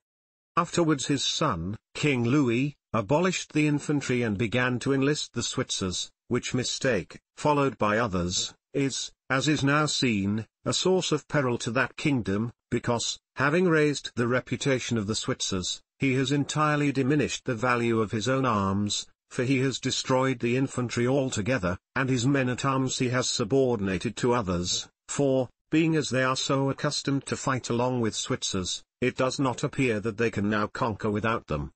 Hence it arises that the French cannot stand against the Switzers, and without the Switzers they do not come off well against others. The armies of the French have thus become mixed, partly mercenary and partly national, both of which arms together are much better than mercenaries alone or auxiliaries alone, but much inferior to one's own forces. And this example proves it, for the kingdom of France would be unconquerable if the ordinance of Charles had been enlarged or maintained. But the scanty wisdom of man, on entering into an affair which looks well at first, cannot discern the poison that is hidden in it, as I have said above of hectic fevers. Therefore, if he who rules a principality cannot recognize evils until they are upon him, he is not truly wise, and this insight is given to few. And if the first disaster to the Roman Empire should be examined, it will be found to have commenced only with the enlisting of the Goths, because from that time the vigor of the Roman Empire began to decline, and all that valor which had raised it passed away to others. I conclude, therefore, that no principality is secure without having its own forces. On the contrary, it is entirely dependent on good fortune, not having the valor which in adversity would defend it. And it has always been the opinion and judgment of wise men that nothing can be so uncertain or unstable as fame or power not founded on its own strength. And one's own forces are those which are composed either of subjects, citizens, or dependents, all others are mercenaries or auxiliaries. And the way to make ready one's own forces will be easily found if the rules suggested by me shall be reflected upon, and if one will consider how Philip, the father of Alexander the Great, and many republics and princes have armed and organized themselves, to which rules I entirely commit myself. Chapter 14. That which concerns a prince on the subject of the art of war. A prince ought to have no other aim or thought, nor select anything else for his study, than war and its rules and discipline, for this is the sole art that belongs to him who rules, and it is of such force that it not only upholds those who are born princes, but it often enables men to rise from a private station to that rank. And, on the contrary, it is seen that when princes have thought more of ease than of arms they have lost their states. And the first cause of your losing it is to neglect this art, and what enables you to acquire a state is to be master of the art. Francesco Sforza, through being marshal, from a private person became Duke of Milan, and the sons, through avoiding the hardships and troubles of arms, from dukes became private persons. For among other evils which being unarmed brings you, it causes you to be despised, and this is one of those ignominies against which a prince ought to guard himself, as is shown later on. Because there is nothing proportionate between the armed and the unarmed, and it is not reasonable that he who is armed should yield obedience willingly to him who is unarmed, or that the unarmed man should be secure among armed servants. Because, there being in the one disdain and in the other suspicion, it is not possible for them to work well together. And therefore a prince who does not understand the art of war, over and above the other misfortunes already mentioned, cannot be respected by his soldiers, nor can he rely on them. He ought never, therefore, to have out of his thoughts this subject of war, and in peace he should addict himself more to its exercise than in war. This he can do in two ways, the one by action, the other by study. As regards action, he ought above all things to keep his men well organized and drilled, to follow incessantly the chase, by which he accustoms his body to hardships, and learns something of the nature of localities, and gets to find out how the mountains rise, how the valleys open out, how the plains lie, and to understand the nature of rivers and marshes, and in all this to take the greatest care. Which knowledge is useful in two ways. Firstly, he learns to know his country, and is better able to undertake its defense. Afterwards, by means of the knowledge and observation of that locality, he understands with ease any other which it may be necessary for him to study hereafter, because the hills, valleys, and plains, and rivers and marshes that are, for instance, in Tuscany, have a certain resemblance to those of other countries, so that with a knowledge of the aspect of one country one can easily arrive at a knowledge of others. And the prince that lacks this skill lacks the essential which it is desirable that a captain should possess, for it teaches him to surprise his enemy, to select quarters, to lead armies, to array the battle, to besiege towns to advantage.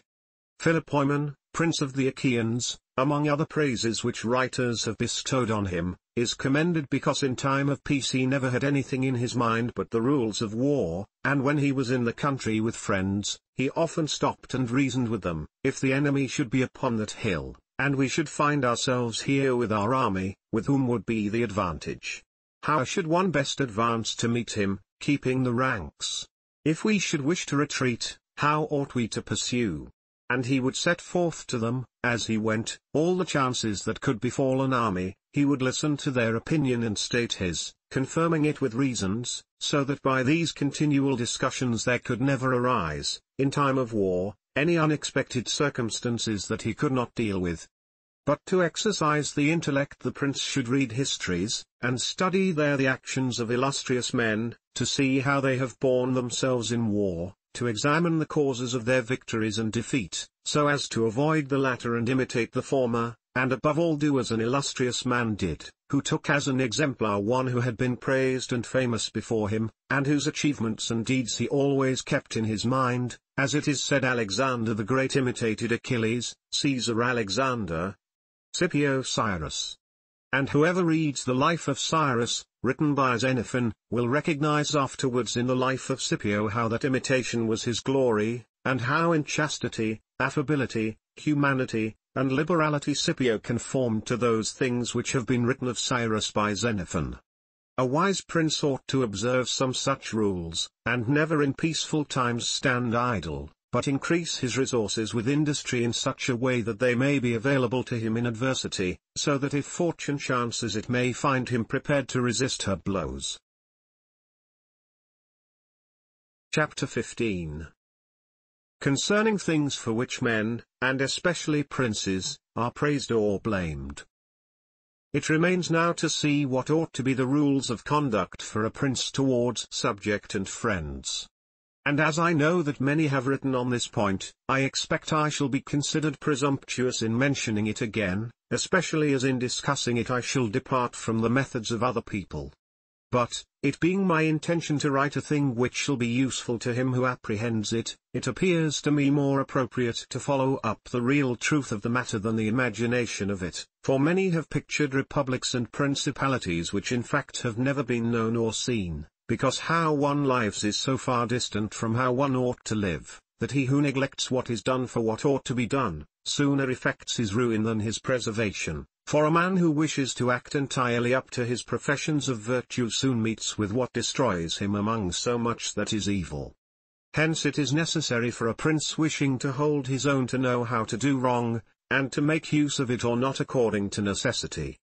Therefore, putting on one side imaginary things concerning a prince, and discussing those which are real, I say that all men when they are spoken of, and chiefly princes for being more highly placed, are remarkable for some of those qualities which bring them either blame or praise, and thus it is that one is reputed liberal, another miserly, using a Tuscan term, because an avaricious person in our language is still he who desires to possess by robbery, whilst we call one miserly who deprives himself too much of the use of his own. One is reputed generous, one rapacious, one cruel, one compassionate, one faithless, another faithful, one effeminate and cowardly, another bold and brave, one affable, another haughty, one lascivious, another chaste, one sincere, another cunning, one hard, another easy, one grave, another frivolous, one religious, another unbelieving, and the like. And I know that every one will confess that it would be most praiseworthy in a prince to exhibit all the above qualities that are considered good, but because they can neither be entirely possessed nor observed, for human conditions do not permit it, it is necessary for him to be sufficiently prudent that he may know how to avoid the reproach of those vices which would lose him his state, and also to keep himself, if it be possible, from those which would not lose him it, but this not being possible, he may with less hesitation abandon himself to them. And again, he need not make himself uneasy at incurring a reproach for those vices without which the state can only be saved with difficulty, for if everything is considered carefully, it will be found that something which looks like virtue, if followed, would be his ruin, whilst something else, which looks like vice, yet followed brings him security and prosperity. Chapter 16. Concerning Liberality and Meanness. Commencing then with the first of the above-named characteristics, I say that it would be well to be reputed liberal. Nevertheless, liberality exercised in a way that does not bring you the reputation for it, injures you, for if one exercises it honestly and as it should be exercised, it may not become known, and you will not avoid the reproach of its opposite. Therefore, anyone wishing to maintain among men the name of liberal is obliged to avoid no attribute of magnificence, so that a prince thus inclined will consume in such acts all his property, and will be compelled in the end, if he wish to maintain the name of liberal, to unduly weigh down his people, and tax them, and do everything he can to get money. This will soon make him odious to his subjects, and becoming poor he will be little valued by anyone. Thus, with his liberality, having offended many and rewarded few, he is affected by the very first trouble and imperilled by whatever may be the first danger. Recognizing this himself, and wishing to draw back from it, he runs at once into the reproach of being miserly. Therefore, a prince, not being able to exercise this virtue of liberality in such a way that it is recognized, except to his cost, if he is wise he ought not to fear the reputation of being mean, for in time he will come to be more considered than if liberal, seeing that with his economy his revenues are enough, that he can defend himself against all attacks, and is able to engage in enterprises without burdening his people. Thus it comes to pass that he exercises liberality towards all from whom he does not take, who are numberless, and meanness towards those to whom he does not give, who are few. We have not seen great things done in our time except by those who have been considered mean, the rest have failed. Pope Julius II was assisted in reaching the papacy by a reputation for liberality, yet he did not strive afterwards to keep it up, when he made war on the King of France, and he made many wars without imposing any extraordinary tax on his subjects, for he supplied his additional expenses out of his long thriftiness. The present King of Spain would not have undertaken or conquered in so many enterprises if he had been reputed liberal. A prince, therefore, provided that he has not to rob his subjects, that he can defend himself, that he does not become poor and abject, that he is not forced to become rapacious, ought to hold of little account a reputation for being mean, for it is one of those vices which will enable him to govern. And if anyone should say, Caesar obtained empire by liberality, and many others have reached the highest positions by having been liberal, and by being considered so. I answer, either you are a prince in fact, or in a way to become one. In the first case this liberality is dangerous, in the second it is very necessary to be considered liberal, and Caesar was one of those who wished to become preeminent in Rome, but if he had survived after becoming so, and had not moderated his expenses, he would have destroyed his government. And if anyone should reply, many have been princes, and have done great things with armies, who have been considered very liberal, I reply, either a prince spends that which is his own or his subjects or else that of others. In the first case he ought to be sparing, in the second he ought not to neglect any opportunity for liberality. And to the prince who goes forth with his army, supporting it by pillage, sack, and extortion, handling that which belongs to others, this liberality is necessary, otherwise he would not be followed by soldiers. And of that which is neither yours nor your subjects you can be a ready giver, as were Cyrus, Caesar, and Alexander, because it does not take away your reputation if you squander that of others, but adds to it. It is only squandering your own that injures you. And there is nothing wastes so rapidly as liberality, for even whilst you exercise it you lose the power to do so, and so become either poor or despised, or else, in avoiding poverty, rapacious and hated. And a prince should guard himself, above all things, against being despised and hated, and liberality leads you to both. Therefore it is wiser to have a reputation for meanness which brings reproach without hatred, than to be compelled through seeking a reputation for liberality to incur a name for rapacity which begets reproach with hatred.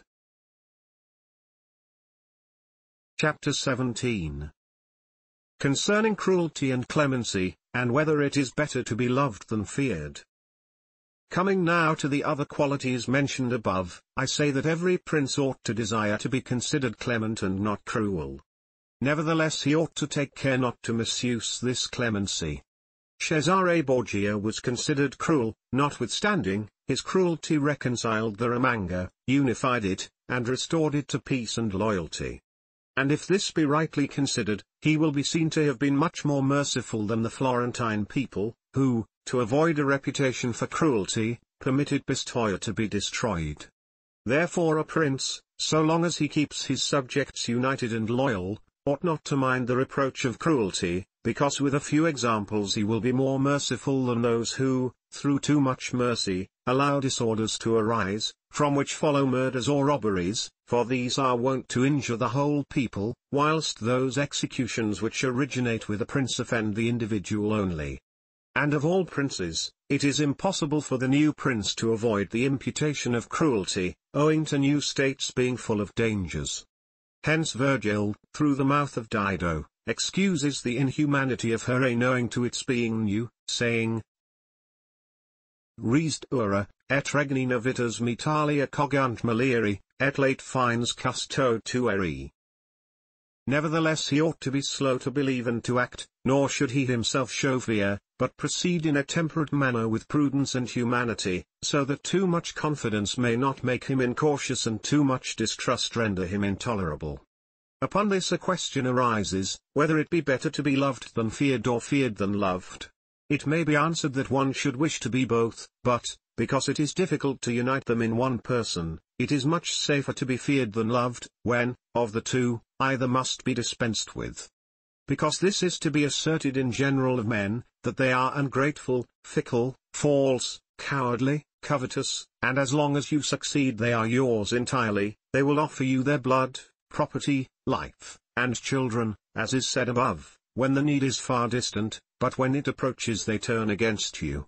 And that prince who, relying entirely on their promises, has neglected other precautions, is ruined, because friendships that are obtained by payments, and not by greatness or nobility of mind, may indeed be earned, but they are not secured, and in time of need cannot be relied upon, and men have less scruple in offending one who is beloved than one who is feared, for love is preserved by the link of obligation which, owing to the baseness of men, is broken at every opportunity for their advantage, but fear preserves you by a dread of punishment which never fails.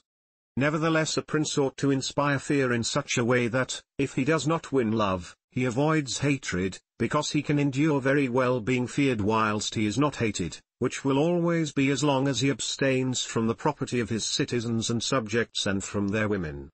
But when it is necessary for him to proceed against the life of someone, he must do it on proper justification and for manifest cause, but above all things he must keep his hands off the property of others, because men more quickly forget the death of their father than the loss of their patrimony.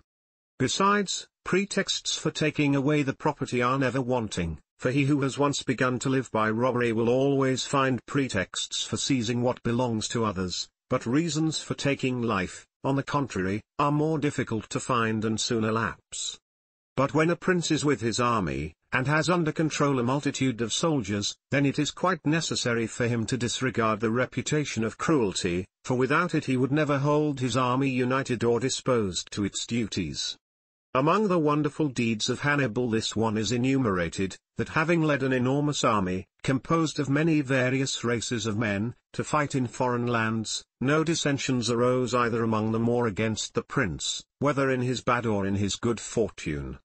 This arose from nothing else than his inhuman cruelty, which, with his boundless valor, made him revered and terrible in the sight of his soldiers, but without that cruelty, his other virtues were not sufficient to produce this effect. And short-sighted writers admire his deeds from one point of view and from another condemn the principal cause of them. That it is true his other virtues would not have been sufficient for him may be proved by the case of Scipio, that most excellent man, not only of his own times but within the memory of man, against whom, nevertheless, his army rebelled in Spain. This arose from nothing but his too great forbearance, which gave his soldiers more license than is consistent with military discipline. For this he was upbraided in the Senate by Fabius Maximus, and called the corrupter of the Roman soldiery. The Locrians were laid waste by a legate of Scipio, yet they were not avenged by him, nor was the insolence of the legate punished, owing entirely to his easy nature. Insomuch that someone in the Senate, wishing to excuse him, said there were many men who knew much better how not to err than to correct the errors of others. This disposition, if he had been continued in the command, would have destroyed in time the fame and glory of Scipio, but, he being under the control of the Senate, this injurious characteristic not only concealed itself, but contributed to his glory. Returning to the question of being feared or loved, I come to the conclusion that, men loving according to their own will and fearing according to that of the prince, a wise prince should establish himself on that which is in his own control and not in that of others. He must endeavor only to avoid hatred, as is noted. Chapter 18.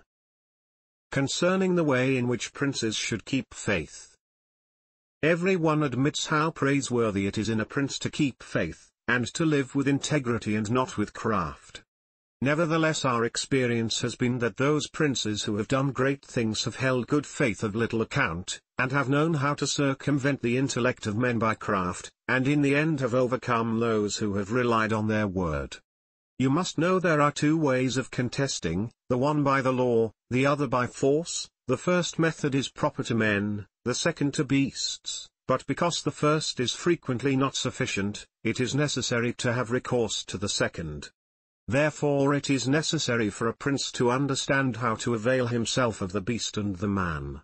This has been figuratively taught to princes by ancient writers, who describe how Achilles and many other princes of old were given to the centaur Chiron to nurse, who brought them up in his discipline, which means solely that, as they had for a teacher one who was half beast and half man, so it is necessary for a prince to know how to make use of both natures, and that one without the other is not durable. A prince, therefore, being compelled knowingly to adopt the beast, ought to choose the fox and the lion, because the lion cannot defend himself against snares and the fox cannot defend himself against wolves. Therefore, it is necessary to be a fox to discover the snares and a lion to terrify the wolves. Those who rely simply on the lion do not understand what they are about. Therefore a wise lord cannot, nor ought he to, keep faith when such observance may be turned against him, and when the reasons that caused him to pledge it exist no longer. If men were entirely good this precept would not hold, but because they are bad, and will not keep faith with you, you too are not bound to observe it with them. Nor will there ever be wanting to a prince legitimate reasons to excuse this non-observance. Of this endless modern examples could be given, showing how many treaties and engagements have been made void and of no effect through the faithlessness of princes, and he who has known best how to employ the fox has succeeded best. But it is necessary to know well how to disguise this characteristic, and to be a great pretender and dissembler, and men are so simple, and so subject to present necessities, that he who seeks to deceive will always find someone who will allow himself to be deceived. One recent example I cannot pass over in silence. Alexander VI did nothing else but deceive men, nor ever thought of doing otherwise, and he always found victims, for there never was a man who had greater power in asserting, or who with greater oaths would affirm a thing, yet would observe it less. Nevertheless his deceits always succeeded according to his wishes, because he well understood this side of mankind. Alexander never did what he said, Cesare never said what he did. Italian proverb. Therefore it is unnecessary for a prince to have all the good qualities I have enumerated, but it is very necessary to appear to have them. And I shall dare to say this also, that to have them and always to observe them is injurious, and that to appear to have them is useful, to appear merciful, faithful, humane, religious, upright, and to be so, but with a mind so framed that should you require not to be so, you may be able and know how to change to the opposite. And you have to understand this, that a prince, especially a new one, cannot observe all those things for which men are esteemed, being often forced, in order to maintain the state, to act contrary to fidelity, friendship, humanity, and religion. Therefore it is necessary for him to have a mind ready to turn itself accordingly as the winds and variations of fortune force it, yet, as I have said above, not to diverge from the good if he can avoid doing so, but, if compelled, then to know how to set about it. For this reason a prince ought to take care that he never lets anything slip from his lips that is not replete with the above-named 5 qualities, that he may appear to him who sees and hears him altogether merciful, faithful, humane, upright, and religious. There is nothing more necessary to appear to have than this last quality, inasmuch as men judge generally more by the eye than by the hand, because it belongs to everybody to see you, to few to come in touch with you. Everyone sees what you appear to be, few really know what you are, and those few dare not oppose themselves to the opinion of the many, who have the majesty of the state to defend them, and in the actions of all men, and especially of princes, which it is not prudent to challenge, one judges by the result. For that reason, let a prince have the credit of conquering and holding his state, the means will always be considered honest, and he will be praised by everybody, because the vulgar are always taken by what a thing seems to be and by what comes of it, and in the world there are only the vulgar, for the few find a place there only when the many have no ground to rest on. One prince of the present time, whom it is not well to name, never preaches anything else but peace and good faith, and to both he is most hostile, and either, if he had kept it, would have deprived him of reputation and kingdom many a time. Chapter 19. That one should avoid being despised and hated. Now, concerning the characteristics of which mention is made above, I have spoken of the more important ones, the others I wish to discuss briefly under this generality, that the prince must consider, as has been in part said before, how to avoid those things which will make him hated or contemptible, and as often as he shall have succeeded he will have fulfilled his part, and he need not fear any danger in other reproaches. It makes him hated above all things, as I have said, to be rapacious, and to be a violator of the property and women of his subjects, from both of which he must abstain. And when neither their property nor their honor is touched, the majority of men live content, and he has only to contend with the ambition of a few, whom he can curb with ease in many ways.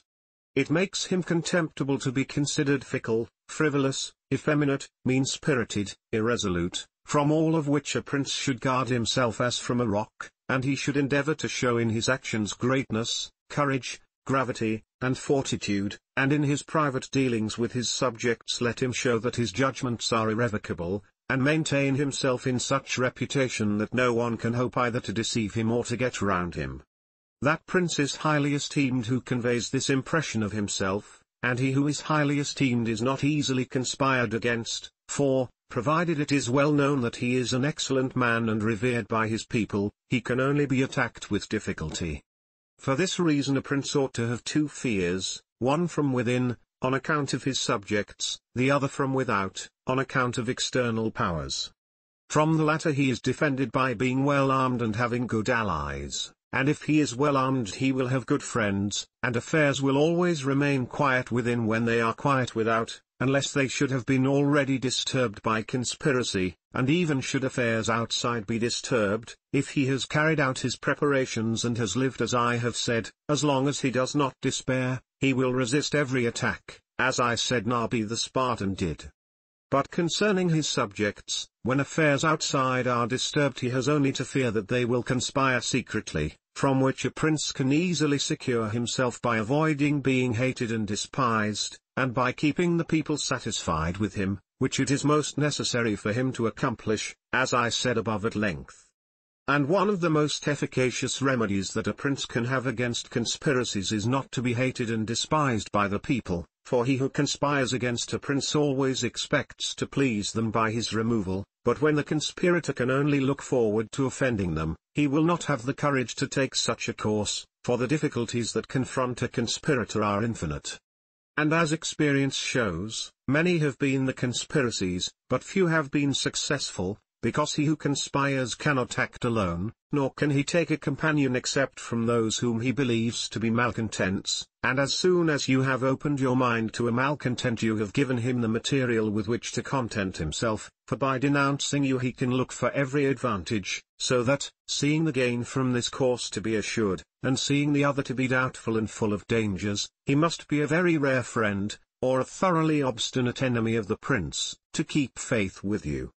And, to reduce the matter into a small compass, I say that, on the side of the conspirator, there is nothing but fear, jealousy, prospect of punishment to terrify him, but on the side of the prince there is the majesty of the principality, the laws, the protection of friends and the state to defend him, so that, adding to all these things the popular goodwill, it is impossible that anyone should be so rash as to conspire. For whereas in general the conspirator has to fear before the execution of his plot, in this case he has also to fear the sequel to the crime, because on account of it he has the people for an enemy, and thus cannot hope for any escape.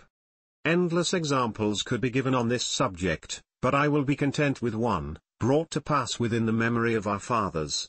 Messer Annibale Bentivogli, who was prince in Bologna, grandfather of the present Annibale, having been murdered by the Canci, who had conspired against him, not one of his family survived but Messer Giovanni, who was in childhood. Immediately after his assassination the people rose and murdered all the Canci.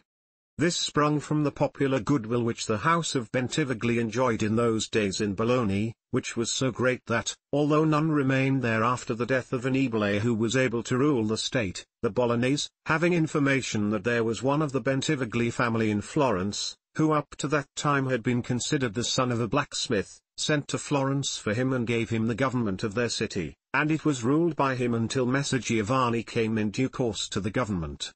For this reason I consider that a prince ought to reckon conspiracies of little account when his people hold him in esteem, but when it is hostile to him, and bears hatred towards him, he ought to fear everything and everybody.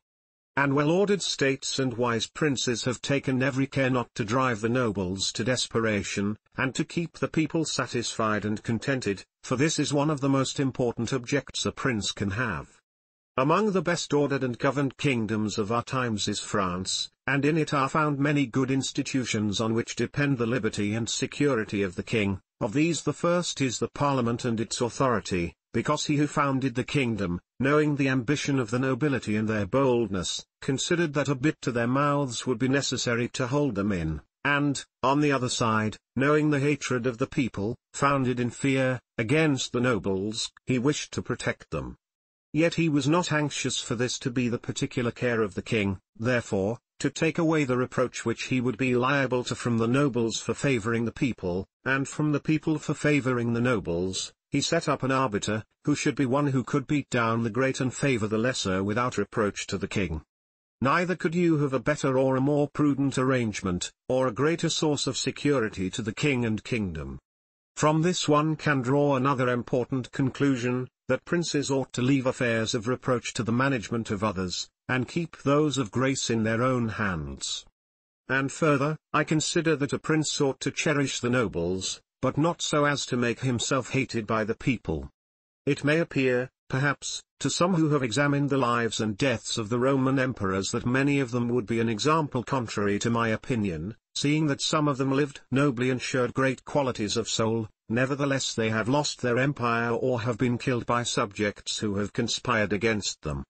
Wishing, therefore, to answer these objections, I will recall the characters of some of the emperors, and will show that the causes of their ruin were not different to those alleged by me. At the same time I will only submit for consideration those things that are noteworthy to him who studies the affairs of those times. It seems to me sufficient to take all those emperors who succeeded to the empire from Marcus the philosopher down to Maximinus. There were Marcus and his son Commodus, Pertinax, Julian, Severus and his son Antoninus Caracalla, Macrinus, Heliogabalus, Alexander, and Maximinus.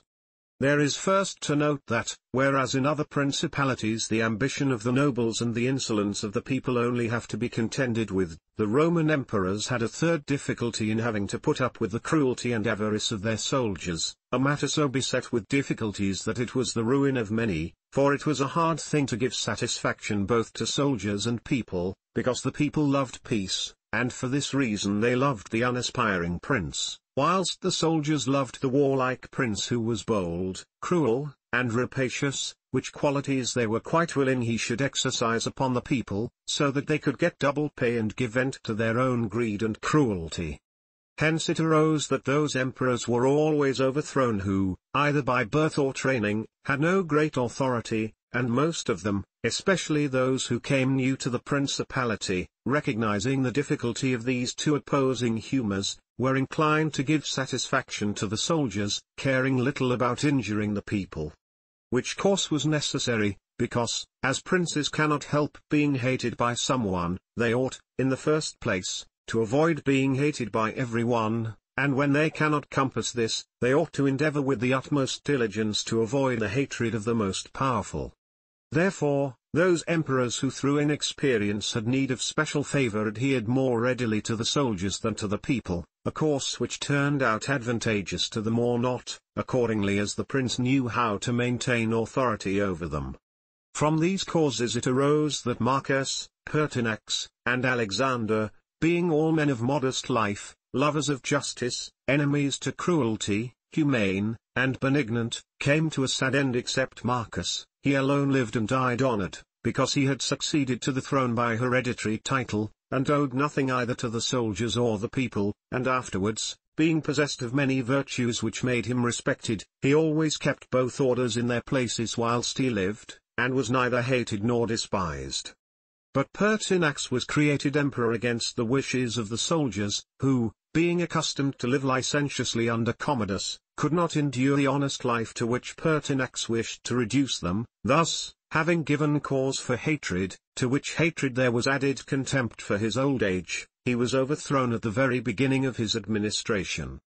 And here it should be noted that hatred is acquired as much by good works as by bad ones. Therefore, as I said before, a prince wishing to keep his state is very often forced to do evil, for when that body is corrupt whom you think you have need of to maintain yourself, it may be either the people or the soldiers or the nobles, you have to submit to its humours and to gratify them, and then good works will do you harm.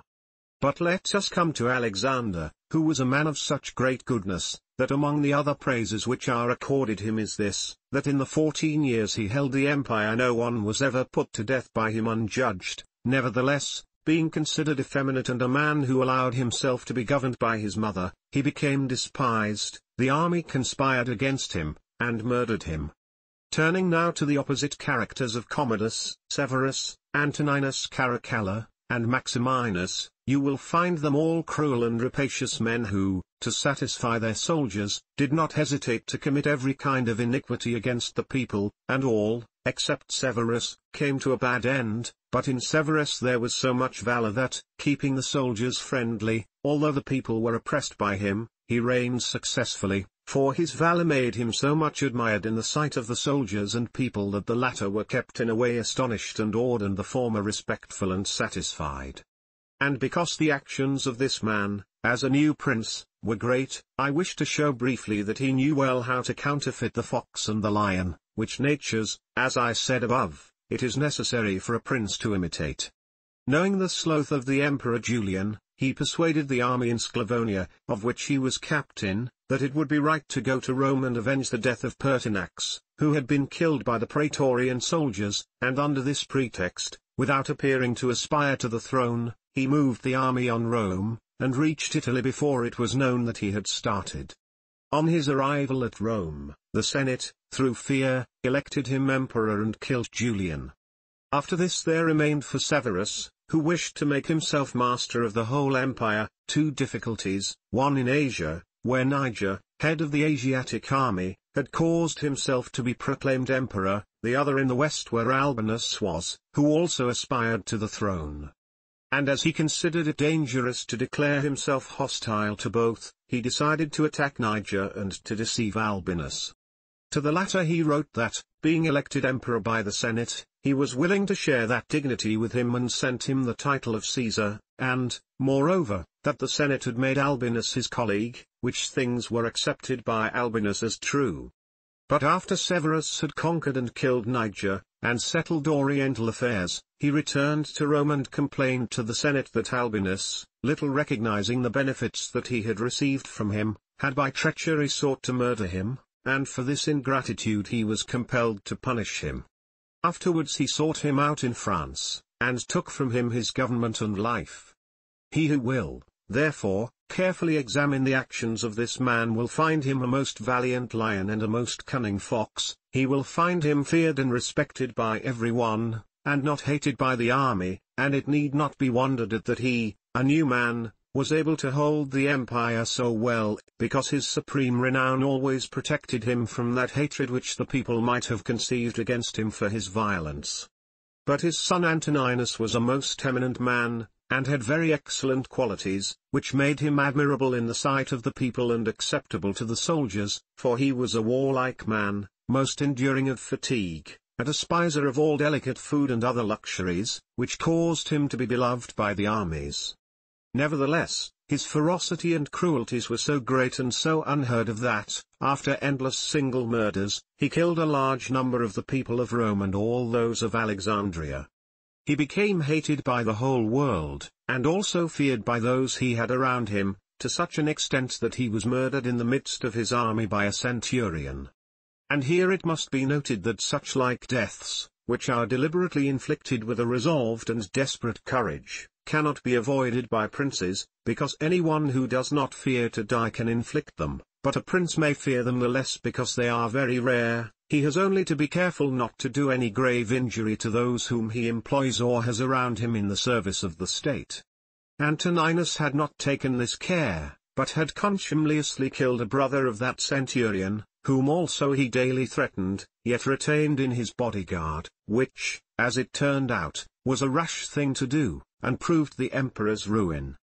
But let us come to Commodus, to whom it should have been very easy to hold the empire, for, being the son of Marcus, he had inherited it, and he had only to follow in the footsteps of his father to please his people and soldiers, but, being by nature cruel and brutal, he gave himself up to amusing the soldiers and corrupting them, so that he might indulge his rapacity upon the people, on the other hand, not maintaining his dignity, often descending to the theatre to compete with gladiators, and doing other vile things, little worthy of the imperial majesty. He fell into contempt with the soldiers, and being hated by one party and despised by the other, he was conspired against and was killed. It remains to discuss the character of Maximinus. He was a very warlike man, and the armies, being disgusted with the effeminacy of Alexander, of whom I have already spoken, killed him and elected Maximinus to the throne.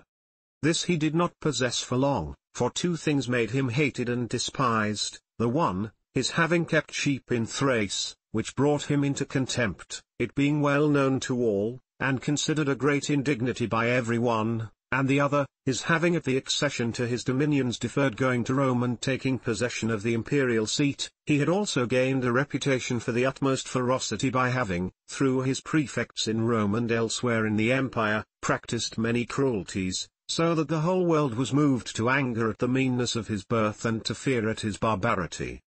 First Africa rebelled, then the Senate with all the people of Rome, and all Italy conspired against him, to which may be added his own army. This latter, besieging Aquileia and meeting with difficulties in taking it, were disgusted with his cruelties, and fearing him less when they found so many against him, murdered him. I do not wish to discuss Heliogabalus, Macrinus, or Julian, who, being thoroughly contemptible, were quickly wiped out. But I will bring this discourse to a conclusion by saying that princes in our times have this difficulty of giving inordinate satisfaction to their soldiers in a far less degree, because, notwithstanding one has to give them some indulgence, that is soon done. None of these princes have armies that are veterans in the governance and administration of provinces, as were the armies of the Roman Empire. And whereas it was then more necessary to give satisfaction to the soldiers than to the people, it is now more necessary to all princes, except the Turk and the Soldan, to satisfy the people rather the soldiers, because the people are the more powerful. From the above I have excepted the Turk, who always keeps round him 12,000 infantry and 15,000 cavalry on which depend the security and strength of the kingdom, and it is necessary that, putting aside every consideration for the people, he should keep them his friends. The kingdom of the Soldan is similar, being entirely in the hands of soldiers. It follows again that, without regard to the people, he must keep them his friends. But you must note that the state of the Soldan is unlike all other principalities, for the reason that it is like the Christian pontificate, which cannot be called either an hereditary or a newly formed principality, because the sons of the old prince are not the heirs, but he who is elected to that position by those who have authority, and the sons remain only noblemen. And this being an ancient custom, it cannot be called a new principality, because there are none of those difficulties in it that are met with in new ones, for although the prince is new, the constitution of the state is old, and it is framed so as to receive him as if he were its hereditary lord. But returning to the subject of our discourse, I say that whoever will consider it will acknowledge that either hatred or contempt has been fatal to the above-named emperors, and it will be recognized also how it happened that, a number of them acting in one way and a number in another, only one in each way came to a happy end and the rest to unhappy ones. Because it would have been useless and dangerous for Pertinax and Alexander, being new princes, to imitate Marcus, who was heir to the principality, and likewise it would have been utterly destructive to Caracalla, Commodus, and Maximinus to have imitated Severus, they not having sufficient valor to enable them to tread in his footsteps. Therefore a prince, new to the principality, cannot imitate the actions of Marcus, nor, again, is it necessary to follow those of Severus, but he ought to take from Severus those parts which are necessary to found his state, and from Marcus those which are proper and glorious to keep a state that may already be stable and firm. Chapter 20. Are fortresses, and many other things to which princes often resort, advantageous or hurtful? 1. Some princes, so as to hold securely the state, have disarmed their subjects, others have kept their subject towns distracted by factions, others have fostered enmities against themselves, others have laid themselves out to gain over those whom they distrusted in the beginning of their governments, some have built fortresses, some have overthrown and destroyed them. And although one cannot give a final judgment on all of these things unless one possesses the particulars of those states in which a decision has to be made, nevertheless I will speak as comprehensively as the matter of itself will admit. 2. There never was a new prince who has disarmed his subjects, rather when he has found them disarmed he has always armed them, because, by arming them, those arms become yours, those men who were distrusted become faithful, and those who were faithful are kept so, and your subjects become your adherents. And whereas all subjects cannot be armed, yet when those whom you do arm are benefited, the others can be handled more freely, and this difference in their treatment, which they quite understand, makes the former your dependents, and the latter, considering it to be necessary that those who have the most danger and service should have the most reward, excuse you. But when you disarm them, you at once offend them by showing that you distrust them, either for cowardice or for want of loyalty, and either of these opinions breeds hatred against you. And because you cannot remain unarmed, it follows that you turn to mercenaries, which are of the character already shown. Even if they should be good, they would not be sufficient to defend you against powerful enemies and distrusted subjects. Therefore, as I have said, a new prince in a new principality has always distributed arms. Histories are full of examples. But when a prince acquires a new state, which he adds as a province to his old one, then it is necessary to disarm the men of that state, except those who have been his adherents in acquiring it, and these again, with time and opportunity, should be rendered soft and effeminate, and matters should be managed in such a way that all the armed men in the state shall be your own soldiers who in your old state were living near you. 3.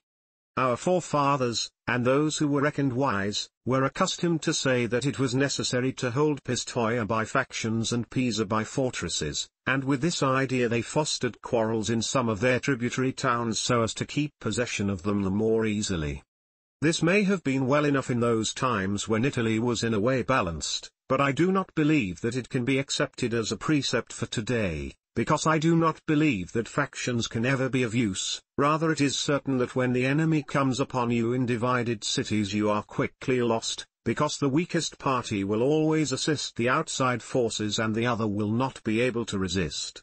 The Venetians, moved, as I believe, by the above reasons, fostered the Guelph and Ghibelline factions in their tributary cities, and although they never allowed them to come to bloodshed, yet they nursed these disputes amongst them, so that the citizens, distracted by their differences, should not unite against them. Which, as we saw, did not afterwards turn out as expected, because, after the rout at Vela, one party at once took courage and seized the state. Such methods argue, therefore, weakness in the prince, because these factions will never be permitted in a vigorous principality. Such methods for enabling one the more easily to manage subjects are only useful in times of peace, but if war comes this policy proves fallacious. 4. Without doubt princes become great when they overcome the difficulties and obstacles by which they are confronted, and therefore fortune, especially when she desires to make a new prince great, who has a greater necessity to earn renown than an hereditary one, causes enemies to arise and form designs against him, in order that he may have the opportunity of overcoming them, and by them to mount higher, as by a ladder which his enemies have raised. For this reason many consider that a wise prince, when he has the opportunity, ought with craft to foster some animosity against himself, so that, having crushed it, his renown may rise higher. 5. Princes, especially new ones, have found more fidelity and assistance in those men who in the beginning of their rule were distrusted than among those who in the beginning were trusted. Pandolfo Petrucci, Prince of Siena, ruled his state more by those who had been distrusted than by others. But on this question one cannot speak generally, for it varies so much with the individual. I will only say this, that those men who at the commencement of a princedom have been hostile, if they are of a description to need assistance to support themselves, can always be gained over with the greatest ease, and they will be tightly held to serve the prince with fidelity, inasmuch as they know it to be very necessary for them to cancel by deeds the bad impression which he had formed of them, and thus the prince always extracts more profit from them than from those who, serving him in too much security, may neglect his affairs. And since the matter demands it, I must not fail to warn a prince, who by means of secret favors has acquired a new state, that he must well consider the reasons which induced those to favor him who did so, and if it be not a natural affection towards him, but only discontent with their government, then he will only keep them friendly with great trouble and difficulty, for it will be impossible to satisfy them. And weighing well the reasons for this in those examples which can be taken from ancient and modern affairs, we shall find that it is easier for the prince to make friends of those men who were contented under the former government, and are therefore his enemies, than of those who, being discontented with it, were favorable to him and encouraged him to seize it. 6.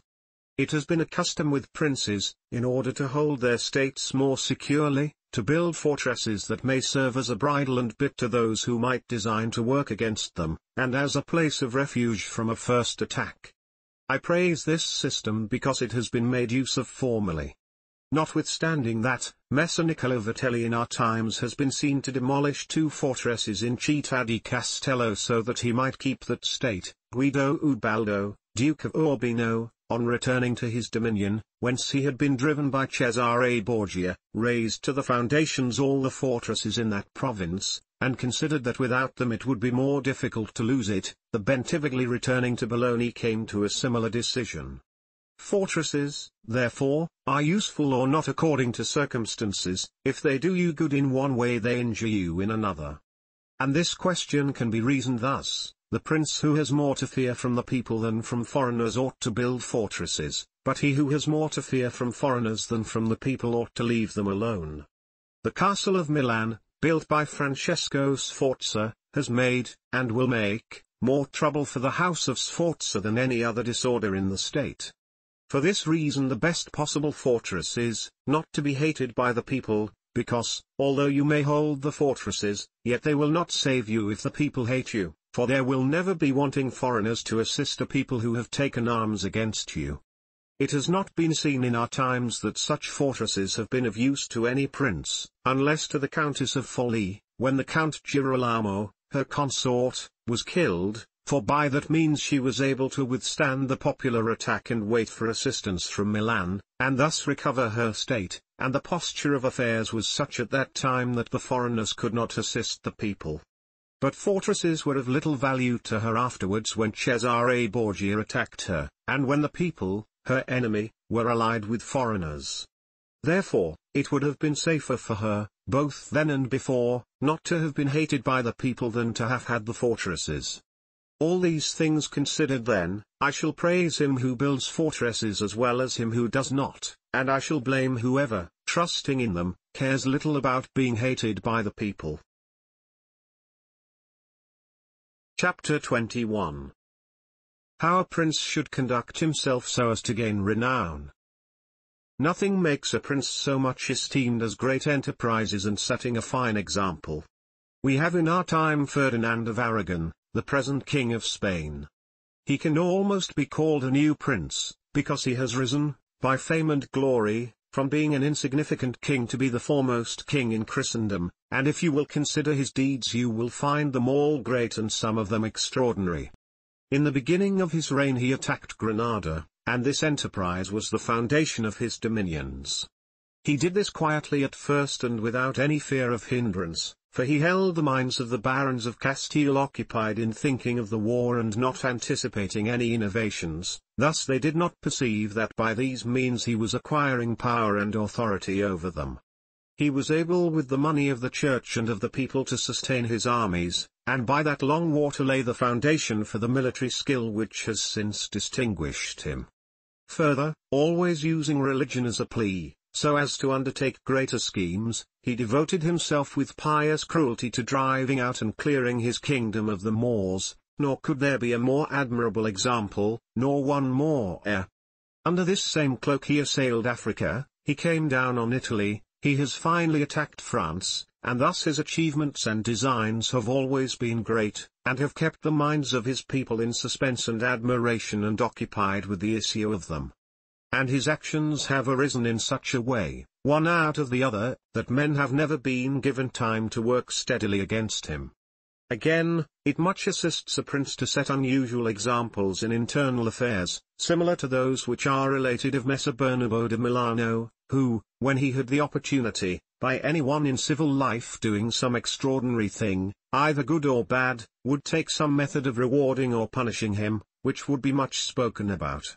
And a prince ought, above all things, always endeavor in every action to gain for himself the reputation of being a great and remarkable man.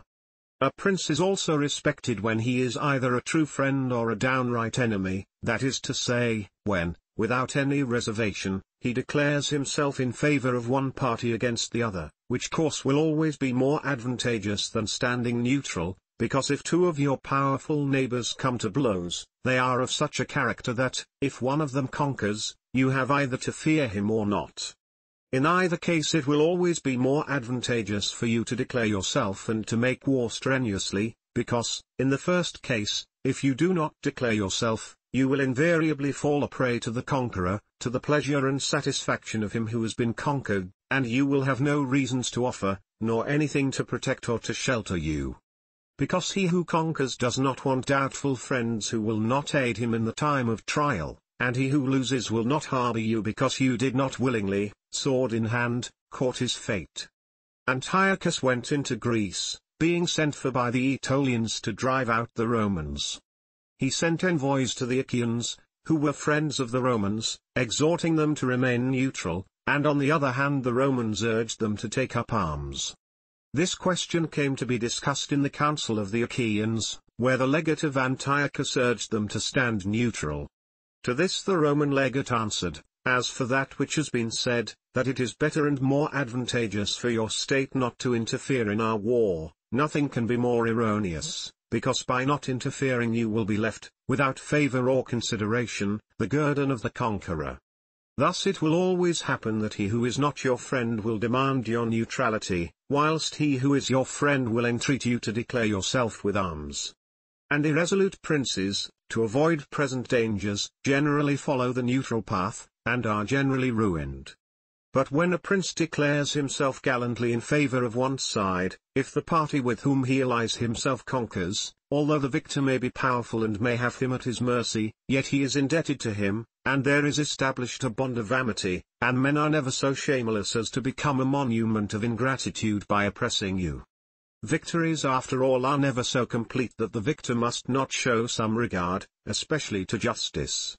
But if he with whom you ally yourself loses, you may be sheltered by him, and whilst he is able he may aid you, and you become companions on a fortune that may rise again. In the second case, when those who fight are of such a character that you have no anxiety as to who may conquer, so much the more is it greater prudence to be allied, because you assisted the destruction of one by the aid of another who, if he had been wise, would have saved him, and conquering, as it is impossible that he should not do with your assistance, he remains at your discretion. And here it is to be noted that a prince ought to take care never to make an alliance with one more powerful than himself for the purposes of attacking others, unless necessity compels him, as is said above, because if he conquers you are at his discretion, and princes ought to avoid as much as possible being at the discretion of any one. The Venetians joined with France against the Duke of Milan, and this alliance, which caused their ruin, could have been avoided. But when it cannot be avoided, as happened to the Florentines when the Pope and Spain sent armies to attack Lombardy, then in such a case, for the above reasons, the prince ought to favor one of the parties.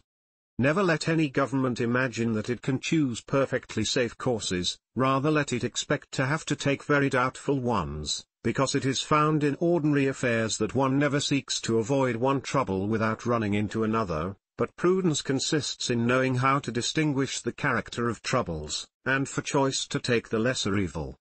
A prince ought also to show himself a patron of ability, and to honor the proficient in every art.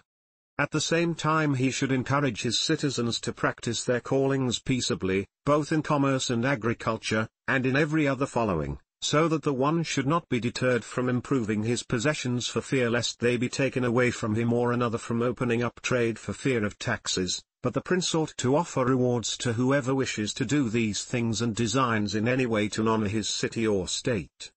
Further, he ought to entertain the people with festivals and spectacles at convenient seasons of the year, and as every city is divided into guilds or into societies, he ought to hold such bodies in esteem, and associate with them sometimes, and show himself an example of courtesy and liberality, nevertheless, always maintaining the majesty of his rank, for this he must never consent to abate in anything.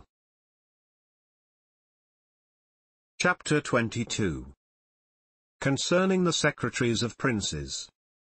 The choice of servants is of no little importance to a prince, and they are good or not according to the discrimination of the prince. And the first opinion which one forms of a prince, and of his understanding, is by observing the men he has around him, and when they are capable and faithful he may always be considered wise, because he has known how to recognize the capable and to keep them faithful. But when they are otherwise one cannot form a good opinion of him, for the prime error which he made was in choosing them. There were none who knew Messer Antonio da Venofro as the servant of Pandolfo Petrucci, Prince of Siena, who would not consider Pandolfo to be a very clever man in having Venofro for his servant. Because there are three classes of intellects, one which comprehends by itself, another which appreciates what others comprehended, and a third which neither comprehends by itself nor by the showing of others. The first is the most excellent, the second is good, the third is useless. Therefore, it follows necessarily that, if Pandolfo was not in the first rank, he was in the second, for whenever one has judgment to know good and bad when it is said and done, although he himself may not have the initiative, yet he can recognize the good and the bad in his servant, and the one he can praise and the other correct, thus the servant cannot hope to deceive him, and is kept honest. But to enable a prince to form an opinion of his servant there is one test which never fails: when you see the servant thinking more of his own interests than of yours, and seeking inwardly his own profit in everything, such a man will never make a good servant, nor will you ever be able to trust him, because he who has the state of another in his hands ought never to think of himself, but always of his prince, and never pay any attention to matters in which the prince is not concerned. On the other hand, to keep his servant honest the prince ought to study him, honoring him, enriching him, doing him kindnesses, sharing with him the honors and cares, and at the same time let him see that he cannot stand alone, so that many honors may not make him desire more, many riches make him wish for more, and that many cares may make him dread chances. When, therefore, servants, and princes towards servants, are thus disposed, they can trust each other. But when it is otherwise, the end will always be disastrous for either one or the other. Chapter 23. How flatterers should be avoided. I do not wish to leave out an important branch of this subject, for it is a danger from which princes are with difficulty preserved, unless they are very careful and discriminating. It is that of flatterers, of whom courts are full, because men are so self-complacent in their own affairs, and in a way so deceived in them, that they are preserved with difficulty from this best, and if they wish to defend themselves they run the danger of falling into contempt. Because there is no other way of guarding oneself from flatterers except letting men understand that to tell you the truth does not offend you, but when every one may tell you the truth, respect for you abates.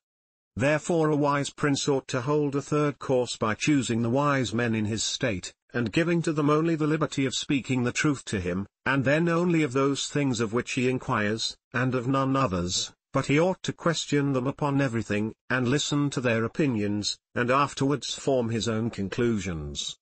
With these counselors, separately and collectively, he ought to carry himself in such a way that each of them should know that, the more freely he shall speak, the more he shall be preferred. Outside of these, he should listen to no one, pursue the thing resolved on, and be steadfast in his resolutions. He who does otherwise is either overthrown by flatterers, or is so often changed by varying opinions that he falls into contempt. I wish on this subject to adduce a modern example. Francis Luca, the man of affairs to Maximilian, the present emperor, speaking of his majesty, said, he consulted with no one, yet never got his own way in anything. This arose because of his following a practice the opposite to the above, for the emperor is a secretive man, he does not communicate his designs to anyone, nor does he receive opinions on them. But as in carrying them into effect they become revealed and known, they are at once obstructed by those men whom he has around him, and he, being pliant, is diverted from them. Hence it follows that those things he does one day he undoes the next, and no one ever understands what he wishes or intends to do, and no one can rely on his resolutions. A prince, therefore, ought always to take counsel, but only when he wishes and not when others wish. He ought rather to discourage everyone from offering advice unless he asks it, but, however, he ought to be a constant inquirer, and afterwards a patient listener concerning the things of which he inquired. Also, on learning that anyone, on any consideration, has not told him the truth, he should let his anger be felt.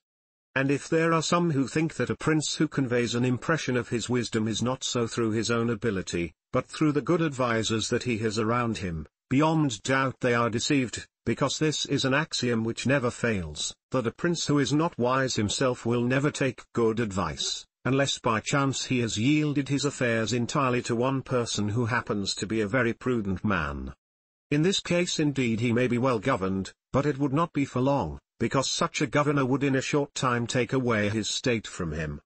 But if a prince who is not inexperienced should take counsel from more than one, he will never get united counsels, nor will he know how to unite them.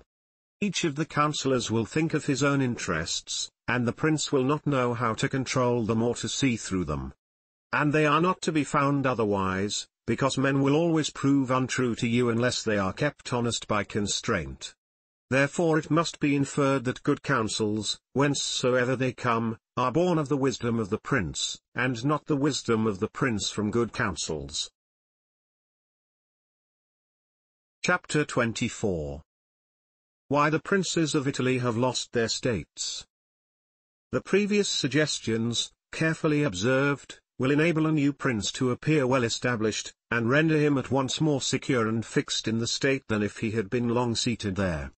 For the actions of a new prince are more narrowly observed than those of an hereditary one, and when they are seen to be able they gain more men and bind far tighter than ancient blood, because men are attracted more by the present than by the past, and when they find the present good they enjoy it and seek no further. They will also make the utmost defense of a prince if he fails them not in other things.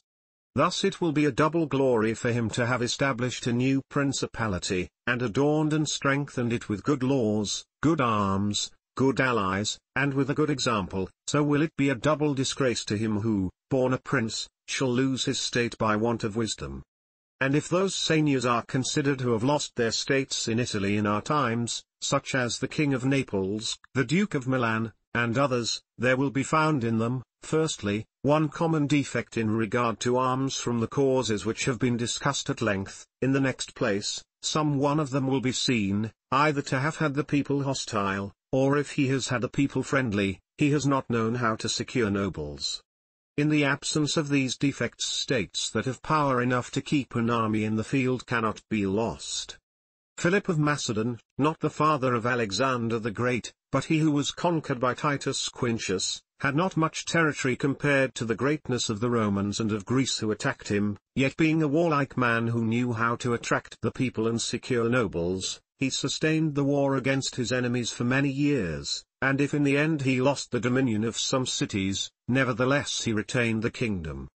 Therefore, do not let our princes accuse fortune for the loss of their principalities after so many years' possession, but rather their own sloth, because in quiet times they never thought there could be a change. It is a common defect in man not to make any provision in the calm against the tempest, and when afterwards the bad times came they thought of flight and not of defending themselves, and they hoped that the people, disgusted with the insolence of the conquerors, would recall them. This course, when others fail, may be good, but it is very bad to have neglected all other expedients for that, since you would never wish to fall because you trusted to be able to find someone later on to restore you. This again either does not happen, or, if it does, it will not be for your security, because that deliverance is of no avail which does not depend upon yourself. Those only are reliable, certain, and durable that depend on yourself and your valor. Chapter 25. What fortune can effect in human affairs and how to withstand her. It is not unknown to me how many men have had, and still have, the opinion that the affairs of the world are in such wise governed by fortune and by God that men with their wisdom cannot direct them and that no one can even help them, and because of this they would have us believe that it is not necessary to labor much in affairs, but to let chance govern them. This opinion has been more credited in our times because of the great changes in affairs which have been seen, and may still be seen, every day, beyond all human conjecture. Sometimes pondering over this, I am in some degree inclined to their opinion. Nevertheless, not to extinguish our free will, I hold it to be true that fortune is the arbiter of one half of our actions, but that she still leaves us to direct the other half, or perhaps a little less. I compare her to one of those raging rivers, which when in flood overflows the plains, sweeping away trees and buildings, bearing away the soil from place to place, everything flies before it, all yield to its violence, without being able in any way to withstand it, and yet, though its nature be such, it does not follow therefore that men, when the weather becomes fair, shall not make provision, both with defences and barriers, in such a manner that, rising again, the waters may pass away by canal, and their force be neither so unrestrained nor so dangerous. So it happens with Fortune, who shows her power where valour has not prepared to resist her, and thither she turns her forces where she knows that barriers and defences have not been raised to constrain her. And if you will consider Italy, which is the seat of these changes, and which has given to them their impulse, you will see it to be an open country without barriers and without any defence. For if it had been defended by proper valour, as are Germany, Spain, and France, either this invasion would not have made the great changes it has made, or it would not have come at all. And this I consider enough to say concerning resistance to fortune in general. But confining myself more to the particular, I say that a prince may be seen happy today and ruined tomorrow without having shown any change of disposition or character. This, I believe, arises firstly from causes that have already been discussed at length, namely, that the prince who relies entirely on fortune is lost when it changes. I believe also that he will be successful who directs his actions according to the spirit of the times, and that he whose actions do not accord with the times will not be successful. Because men are seen, in affairs that lead to the end which every man has before him, namely, glory and riches, to get there by various methods, one with caution, another with haste, one by force, another by skill, one by patience, another by its opposite, and each one succeeds in reaching the goal by a different method. One can also see of two cautious men the one attain his end, the other fail, and similarly, two men by different observances are equally successful, the one being cautious, the other impetuous. All this arises from nothing else than whether or not they conform in their methods to the spirit of the times. This follows from what I have said, that two men working differently bring about the same effect, and of two working similarly, one attains his object and the other does not. Changes in a state also issue from this, for if, to one who governs himself with caution and patience, times and affairs converge in such a way that his administration is successful, his fortune is made, but if times and affairs change, he is ruined if he does not change his course of action.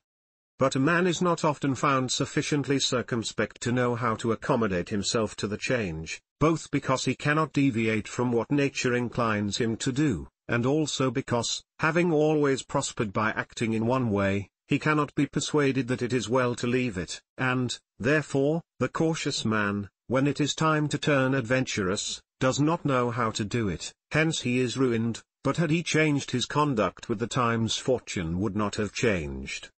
Pope Julius II went to work impetuously in all his affairs, and found the times and circumstances conform so well to that line of action that he always met with success.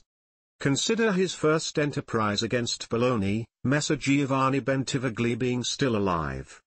The Venetians were not agreeable to it, nor was the King of Spain, and he had the enterprise still under discussion with the King of France. Nevertheless he personally entered upon the expedition with his accustomed boldness and energy, a move which made Spain and the Venetians stand irresolute and passive, the latter from fear, the former from desire to recover the kingdom of Naples. On the other hand, he drew after him the King of France, because that king, having observed the movement, and desiring to make the Pope his friend so as to humble the Venetians, found it impossible to refuse him.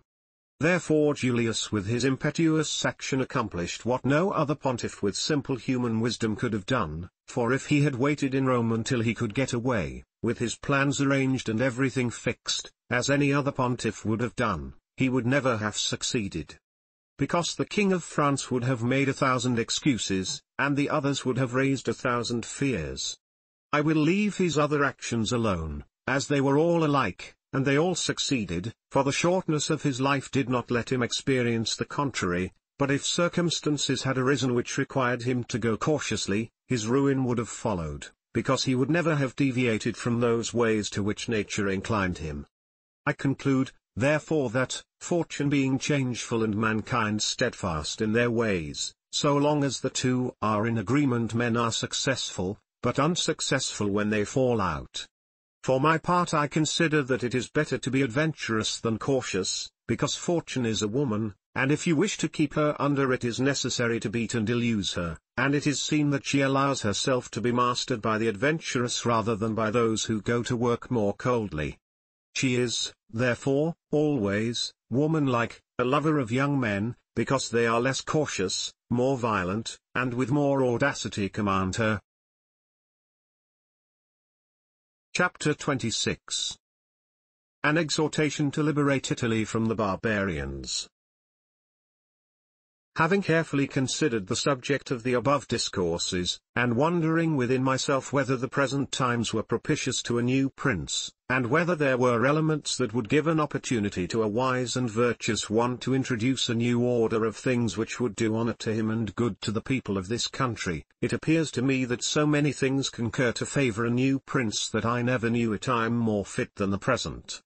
And if, as I said, it was necessary that the people of Israel should be captive so as to make manifest the ability of Moses, that the Persians should be oppressed by the Medes so as to discover the greatness of the soul of Cyrus, and that the Athenians should be dispersed to illustrate the capabilities of Theseus, then at the present time, in order to discover the virtue of an Italian spirit, it was necessary that Italy should be reduced to the extremity that she is now in, that she should be more enslaved than the Hebrews, more oppressed than the Persians, more scattered than the Athenians, without head, without order, beaten, despoiled, torn, overrun, and to have endured every kind of desolation.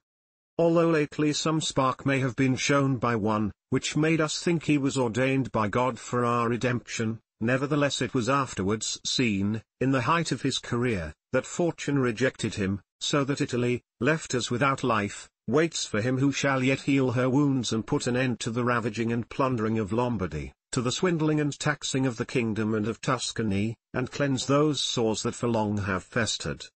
It is seen how she entreats God to send someone who shall deliver her from these wrongs and barbarous insolencies.